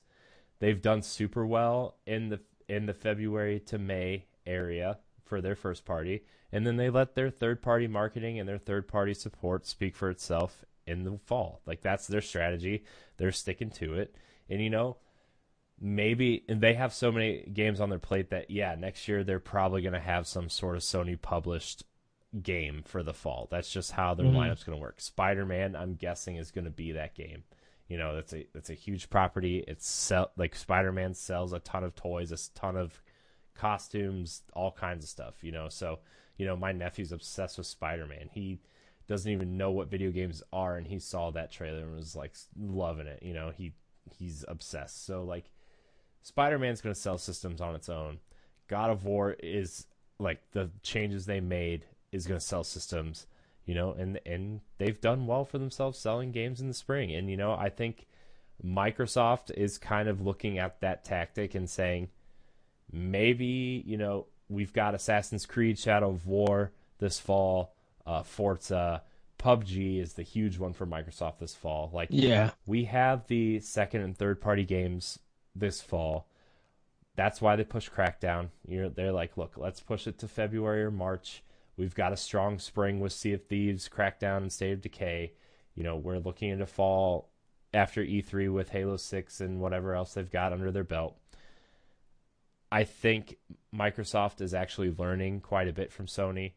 And, you know, if Microsoft starts, you know, giving us a high quality profile first party titles again and coming up with new IP and allowing Rare to do what they're doing and bringing back some major IP like Fable and creating a new IP that's similar to Sony's Horizon, like Sony, and I'd say probably like 2 or 3 years, Sony can start being scared of Microsoft and being like, wow, they've grown so much since Phil Spencer took over. You know, they've got the games now, they've got the hardware that's more powerful. Like, that's when Sony's going to be scared. I don't know if Xbox One is ever going to catch up to PS4. And, you know, I think Xbox and PlayStation both look at Switch as a complementary console as opposed to direct competition. But that's what I fear, that they're not looking at them as competition, as Switch is being looked at competition. Because, I mean, to be fair, I don't really look at Switch as competition for Xbox or PlayStation either. I think Switch is kind of in a nice little slot where it's its own thing. And, you know, if Nintendo aims at being everybody's second console, they win. Because, let's see, if half of the audience who, you know, they buy an Xbox One or a PS4, they're looking for a second console. Let's say half the people that have bought a PS4 or Xbox One buy a Switch as their second console, that automatically puts Nintendo ahead. And that's what I think, you know, that's what, you know, Sony or Xbox, like, I don't want to say they don't realize that, but, like, that's not what they're looking at. But then Nintendo will come out of nowhere and be like, look, we've sold this many units because people love us as their second console or their handheld console. I literally was just thinking about this when I was driving. Blackouts, when you lose power. If you, you know, instead of, you know, playing the 3DS or, you know, playing a phone game and stuff, if you could still get a console experience, and Switch provides that console experience, like, hey, okay, me and my team want to run Destiny, but we can't.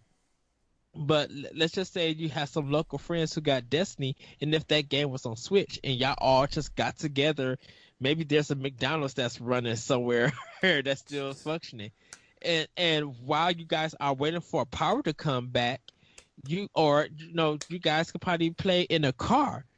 Or you can just pop in Splatoon and play some Salmon Run. Yeah, you could do that too. Like you could still get a good video game console experience with the Switch now. Yeah. Instead of relying on an internet connection and all of that, stuff and everything with the PS4 and Xbox One, that would save a lot of people. Be like, hey, I just need something to really waste time, and I kind of want something big and full, and you can play your Switch in your car. Like, get the car adapter and bam, playing Odyssey, spending time with Breath of the Wild, like getting a big time to play that game. Yeah, that happened to me this year in the summer. We had a really bad storm, and it was really dark out because the storm was so bad and our power got knocked out, and so I had my son, and there's no lights, no power, nothing. So we were kind of bored, and we had to light candles to be able to see anything. And so I just propped my Switch on my table, and then me and my son just played some Mario Kart for something to do with the power being out. So yeah, it definitely came in handy in that situation. Yeah. Yeah. Yeah, I think Nintendo's in a good position right now. I mean, this is the best they've done since the DS and the Wii, right? I mean, I think the Switch is in a great position to be a lot of people's second console.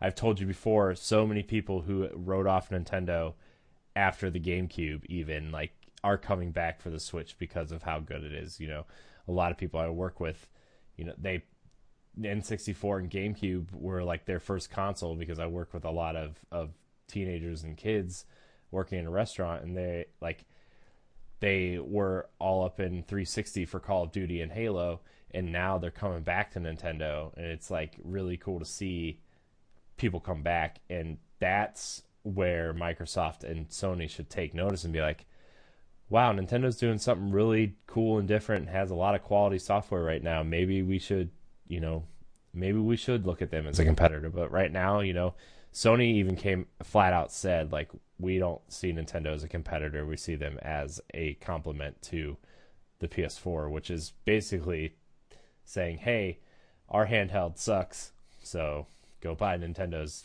If you want a Vita, buy the Nintendo Switch. But the thing about it is I guess it just feels that, if I could get that equal experience on my Switch instead of trying to play a game on PS4 and stuff. Like, if I can get that same experience on Switch, that's a guaranteed sale for third party, and I still get that experience on Switch. The frame rate, the 60 frames per second, and that big graphical ability that PlayStation might offer, I don't think that will matter to people who are looking for Doom to come out and looking for Wolfenstein 2 to come out. Like, I think if Red Dead Redemption 2 came out on Switch, I think more people will buy that because, yeah, like I said, like a power outage and stuff. Or, maybe I wish Netflix was able to have that download thing on mobile, where you could download a movie to. They do. Netflix does. Yeah, that's what I said. But if that was able to come to Switch, well, okay. I mean, they said Netflix was coming Q1, right, of 2018. I'm sure that. Yeah. I'm sure that'll be somewhere. Yeah.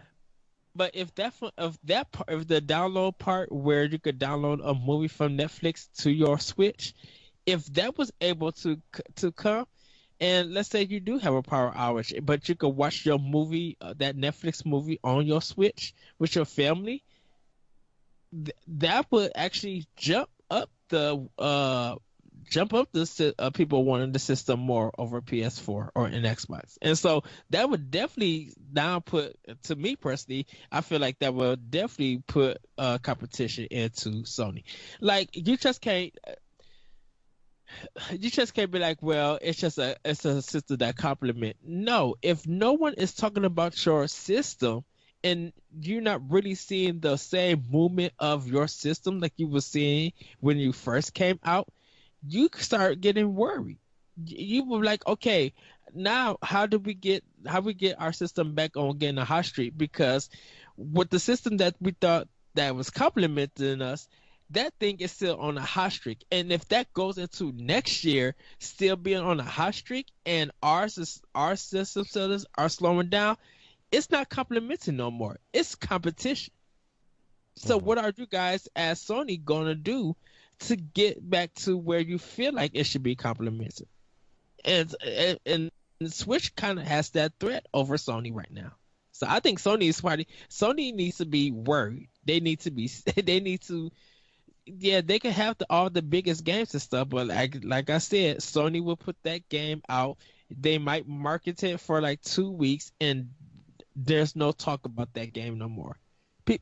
Nintendo still marketing Breath of the Wild, still marketing ARMS. Like Well, they it's do because funny stuff. I mean, like I told you, like the games that come out that like Zelda, people are still talking about Zelda right now, and like the reason why they're not talking about Horizon right now. I mean, like people are talking about Horizon, but like the reason why people are still talking about Zelda like it's a new release is because for a lot of people buying Switches, it's still a brand new game. You know, people who didn't buy a Wii U are buying a Switch and are like, well, Zelda is clearly the best game on the console right now. Let me buy that, you know, like, and the same with Odyssey, you know, people who are buying a Switch, you know, I was talking to Moose yesterday. He's like, my plan is to buy the Mario Odyssey bundle and then buy Zelda with it, you know, because like those are the two games that are must-haves on the system. And that's why people are still talking about Zelda, is because it hit at the right time at a console launch where the system is hot and people are still buying it, and Zelda is the killer app for the system. And that's why Zelda is still in the conversation today. And that should be worrisome to Sony, because it's just like, no, like I said, a couple episodes back, it's just like, okay, the Frozen Wildlands for Horizon, like that's the new conversation about that game. That's a problem. I mean, it's not a it's generally it's not a problem though, because like, look, Horizon came out in February. That's 10 months ago. That's an eternity in video games, especially a year when an awesome new game comes out every 3 or 4 weeks, right? Yes. Nintendo just has the leg up on that conversation because the Switch is new, whereas PlayStation 4 has been out for 4 years, has 60 million units out there, and Horizon, yes, it's their best first-party game. I am going to go out and say that, like, including all the remasters of, like, even The Last of Us and, you know, the Uncharted stuff, and I think Horizon is their best IP, hands down. It is the game to sell you on a PS4. That said, in a normal video game landscape, 10 months is an eternity, and especially for a single player game that takes about 30 to 40 hours to complete if you do everything, maybe 20 if you're fast tracking through the story. Yeah. And that's it, you know, and the DLC is the way Sony gets to keep Horizon in the conversation. And like I said earlier, Nintendo's just in a unique position where they have a new system, and Zelda's one of the greatest games ever made, and it's just like the perfect storm of, look, everybody still wants a system, everybody wants to play Zelda, and that's why Zelda is still in the conversation. Sorry, that was a rant. I'm sorry.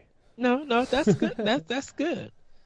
It's hard because like Horizon's such a great game, and I honestly it is. I honestly think like in a perfect world, I think Horizon deserves to still be talked about just because of you know, the storytelling and the characters and like how they handle a lot of things that video games don't normally handle well, and you know, they did a lot of awesome things with that game, and the unique perspective of a post-apocalyptic world where humanity's rebuilding itself, and these robot dinosaurs is a cool new perspective, and Aloy is an amazing female character, and like they did a lot of things right with that game, and they deserve to be talked about just as much as Zelda. So I wonder why Sony is not talking about it like Nintendo talks about Breath of the Wild or ARMS or Mario Odyssey. Marketing wise, they'd be like, "Oh, it's Valentine's Day. Hey, everybody, give your love snipper clips and market it that way." And they'd be like, "Oh, this is a goofy fun thing. You can also do this goofy fun thing and snipper clips." Like they continue that conversation and marketing for that game throughout the months and throughout the years. And it just feels like with Horizon or with most Sony games, this game is out, got all these awards. Well, it's the like general. A month passed, there's no more discussion about it. It's the general marketing cycle where we make a push maybe 3 or 4 weeks after the game's out, and then we're looking to our next major game that's coming out. We're looking to E3. This is what we got coming. This is what people can look forward to now that Horizon's out, and they're going to start making another marketing push with Horizon because the game or the complete edition comes out at the end of November. So they'll make another small marketing push for Horizon, and hopefully Zelda will have their DLC so they can compete again for the conversation. But, Sony has a lot of games they still need to do marketing for, which, Nintendo has really done a great job of positioning themselves to be like, look, we already said we're not going to talk about our 2018 games until our 2017 slate has rolled out. And that was smart on them because Sony showed God of War 2 years ago now at this point, and it's still not out. I'm excited to play it, but it hasn't done the Watch Dogs thing where they showed it too early. Is the hype gone down? Are people already looking forward to other games? And that's the same thing with Death Stranding and The Last of Us Part 2. They showed a lot of games really early, and it's good to get people excited for things, but you got to have that good balance of this is what people should be excited for soon, and we're going to show the other stuff that's in development later. But I think the problem is that with that, it's and Microsoft even does this. There is no follow up. I think because Nintendo has the Nintendo Direct, with some of the games there is a follow up to what they show in at E3. Or any game that they show, there is some kind of constant follow up, whether it's in a magazine, whether it's the Direct, or they just automatically just drop a new trailer for no apparent reason. Sony and Microsoft, those two, they completely don't do that. So I think something that needs to change. They need to do that. They need to start doing that. And maybe that's probably why the conversation about those games just stops and fall off, because they're not making us conversate about that, or getting people interested in when they get a new system. Hey, check out these games and do this. I feel like they would be like, Horizon now is $19.99. That's it. That's the next conversation after the DLC, after the Game of the Year edition. That doesn't tell me nothing about why I should have this game on the system.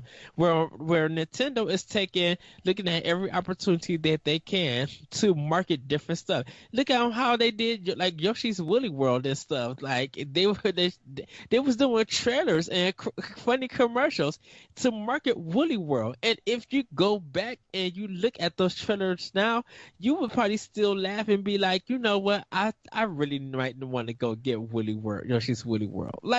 That kind of marketing, that kind of communication Nintendo is still doing. Microsoft, I think Microsoft and Sony needs to pay attention and really do, because if no one is talking about your game and you as a company just move on, the person that is talking about that game, doing their marketing, that's going to keep sales going into their system. It might be a game that could be 5 or 6 months old and, people have moved on from, but if they could get it in and at least get maybe 500, 1,000 copies sold, that's money for that company over your game only made that much money at the beginning of the time of the sale, and I was not doing nothing. Yeah, I think there's definitely a lot of situations that we can look back even in the past and look like if you really pay attention to some of the games that had some of the most memorable commercials, those games seem to be some of the best-selling games, even if they weren't that great. Like like some of my favorite commercials were like the ones where they just any game where they have like some kind of character in them. You know, like they make them funny. Like everyone remembers like the Battle Tanks commercials and stuff like that. Like all those games that really spent time to make a really interesting and fun commercial, I think ended up doing better. And like a lot of these games like the Call of Duty and stuff, some of them have done stuff where they've made it interesting, but too many games will just have like basically just a trailer of a gameplay and that's it. No character whatsoever, and it just gameplay can only get you so far. You know, you really gotta try to make someone interested in the game. Right. And like is it Crash Bandicoot had some of the best commercials, I think, you know, back in the day when those first started coming out. And some people would argue that those weren't really that great of games, but look at how well they sell. Even now, when they released that bundle, you know, for PlayStation, it's sold really well, and it just proves that some of those it's so well in Europe. And that's more of a concern that like, okay, yeah, you sold more in Europe, but every time you talk about Crash Bandicoot, you only mention that continent. You're not mentioning nothing about America, nothing about Japan. So you're using it big on Europe, but what about the other numbers? What about the other continents? But go ahead, Jesse. Well, yeah, they should talk about that too, but it's still like those were very popular games when they first came out, and they had some of the best, you know, most interesting commercials, and it just the guy in the suit, and it was just goofy, and they were fun, and they were just memorable. Whereas, you know, some of these games, it's just like the rated E, and it's like all you hear is the game rating. That's all I remember from it. There's just nothing about it to catch your eye. It's so funny that you mentioned Crash Bandicoot when they have that ad with Crash Bandicoot trying to yell at Nintendo's headquarters with the microphone and stuff. Yeah. And it's just like, I'm like, oh, so y'all trying to get on Nintendo, and then Super Mario 64 just still dominates, just beats both Crashes all together. Like, yeah, you guys were a copy, not of us, but our game is kind of more historic, and really no one talked about Crash 1 or 2 until like this remaster. Well, see, Mario I 64 was always big weight. into them.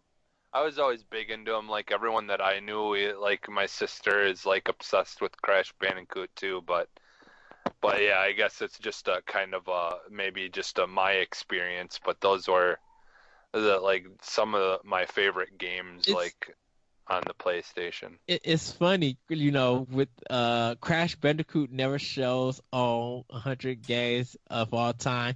Never shows up on those lists. It's always Mario 64. So it doesn't matter how that ad looks. Just be like, oh, you just never end up on any games of all time this, and Mario 64 does. I don't know. Anything else, guys? That's pretty much it. Yeah. There was one other thing I was gonna mention. Go ahead, Jesse. What's your guys' thought was on the whole move that GameStop is making? Oh, the 6-month rental thing for $60 or something. Wait, I didn't hear this. Yeah, this is like a leaked thing where GameStop is starting to provide a service for, not starting, but I guess some leaked documents came out for $60 for 6 months gets you unlimited access to used game rentals. Oh Well, and I no. think what they're kind of doing is it's almost like a rent to own, I thought. Like if you pay the money and then like you could get Well, you a get a game, like you basically pay for the game, but then you can bring it back and get your money back or something like that.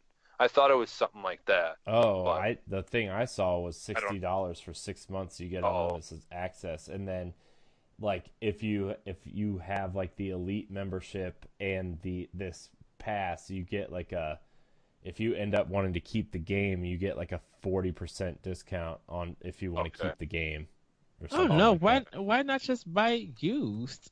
Or I think it's a bit terrible I idea. think I'm this totally screams, look, we're losing money to Best Buy and Amazon on their Gamer Club deals, and it's like we need to find extra revenue sources. yeah, So because our thinking stuff is not working out neither. Okay, yeah, what is this? It says there's one more condition. Only GameStop Power Up Rewards members can participate. It says yeah, the paid membership. What is it? It's, I don't know what this something about 14.99 a year. Oh, that's how much you pay per year for the membership, isn't it? yeah, Yeah, For the regular, yeah, yeah. that's so they're just kind of talking about that, but yeah, I don't know. Yeah, because it's like they're basically going for like that GameFly type thing Yeah. yeah. is what they're trying to basically do. I think it's a terrible idea. Yeah, yeah, Because they, I just because what if people switch it out with? Because I don't know if they're gonna have like a GameStop logo on it or anything. Because if they don't put nothing on that disc, and let's say I rent it and I got that only reason why I rented it is so I could get a good copy and return a bad copy to them. yeah. I'd imagine they would probably put something on it, like like you used to have at Blockbuster and stuff. They had that sticker that would go on Yeah. the Yeah. like. I'm Okay. sure they'll do something, but like my worry was is like if it's only like for used games, if you don't have that many copies of a game in, of a used game in, Mhm. let's say they only have one copy of, Witcher 3. Well, if someone comes in and they were planning on possibly buying Witcher 3 used if they had it, well, someone's borrowing it right now and, they may get it, they may not. That's the only thing that I was thinking of that might kind of be negative about this is just if people that are coming in to want to buy stuff, if the amount of things that they can pick from to buy stuff from Mhm. is lower because everyone's renting the used copies of stuff that they have in, that would kind of be a bummer for the people who actually want to buy the game. It's the Best Buy So, effect all over. Yeah. Not yeah, Best Buy, Blockbuster effect all over. yeah. Yeah. Yeah. Well, but I'm, Blockbuster was you could buy it possibly, yeah. but it was mostly for renting. Whereas, you didn't go in there necessarily just to go shopping to buy And stuff. and for But For Xbox players, if they got the Game Pass and it offers that same game, why rent it from GameStop? yeah, Yeah. No, like and with PlayStation or PSN and PlayStation now or whatever, if they continue to give out good flash sales every other week, or you could find that same game like for cheaper than just renting it, why not just get it there?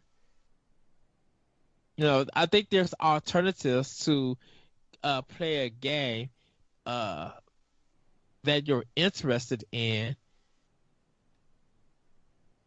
I guess that might just be me in my physical self and digital self. Of I might as well just buy the game outright instead of just trying to rent it and stuff because like I said, I always want to build up my gaming library.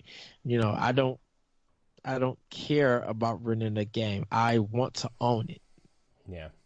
Well, I mean, like I said, I think this is just like they're trying to find alternate ways to gain revenue because so many people are if they want physical, they're going to Amazon or Best Buy for deals, or like Target's buy two get one this week was better than any deal GameStop's run on new games, and then the ThinkGeek stuff's not working for them.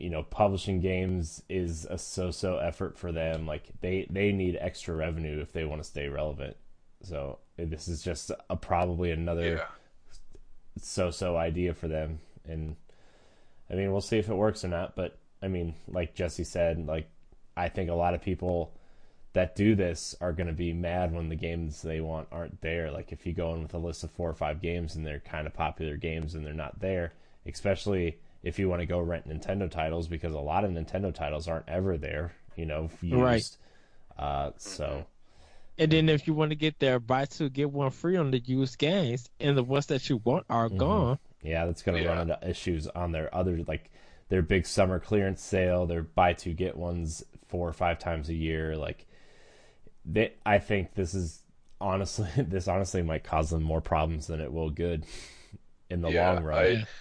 That's my thing that I brought up is definitely, I think, a reason why they should probably think about this before they make that decision, because it's just a bummer if you play the people who, it's almost like they're punishing the people who the only people who are giving them service still, because if a lot of people go there to buy used stuff, and especially during the deal, times when they have deals, and if you're making it where your collection of stuff to pick from for used is lowered that much, then you're only hurting those people that want to buy stuff. And I don't think it's a good idea at all. Yeah Same here. It's gonna be interesting. I guess we'll find out, but yeah. Well, everybody, Corey, you got anything to say, or because you? No. Okay. Well, everybody, that has been our crossover episode of Nintendo Power Block and Arsenal X. Yes, we didn't get to throw out the X today. I snuck it in there once. But... yes. Corey's just doing his Nintendo shenanigans. Woohoo! Yes. But yes, you can find us on ngrradio.com and on NGR Radio on YouTube. Subscribe to us, everybody. And also, we would like to get some questions for you guys. Hear your thoughts and stuff. You can email the show for Nintendo at powerblock@gmail.com. Correct, Corey? Nintendo powerblock@gmail.com. Nintendo powerblock@gmail.com. And for Arsenal X is arsenalx@gmail.com. Arsenal X, correct? Arsenal X podcast@gmail.com. Arsenal X. I'm going to have to write this stuff down for Ed. Yes, you do. But as usual, Jesse, where can we find you? You can find me on Twitter at @sub_humanist. Okay. And then that's it. Corey, we can find you. You can find me at CoreyandUHD on Twitter, CoreyandHD on Instagram and Twitch.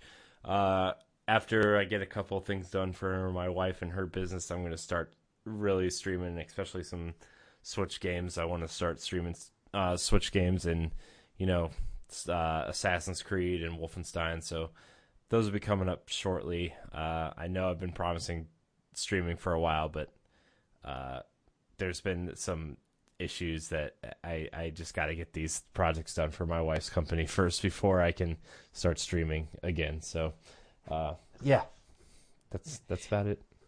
And you guys can find me on Twitter at ThatRetroCode and check out my podcast, Optional Opinion, on SoundCloud. I'm just going to leave it right there. So once again, everybody, thank you. Have a great week. Have a great weekend. We will see you next time. It's a possibility I might not be on next episode due to some work things, but I want everybody to have a great time listening to this episode. And with that, we are out. Woohoo! Bye, everybody. Yes.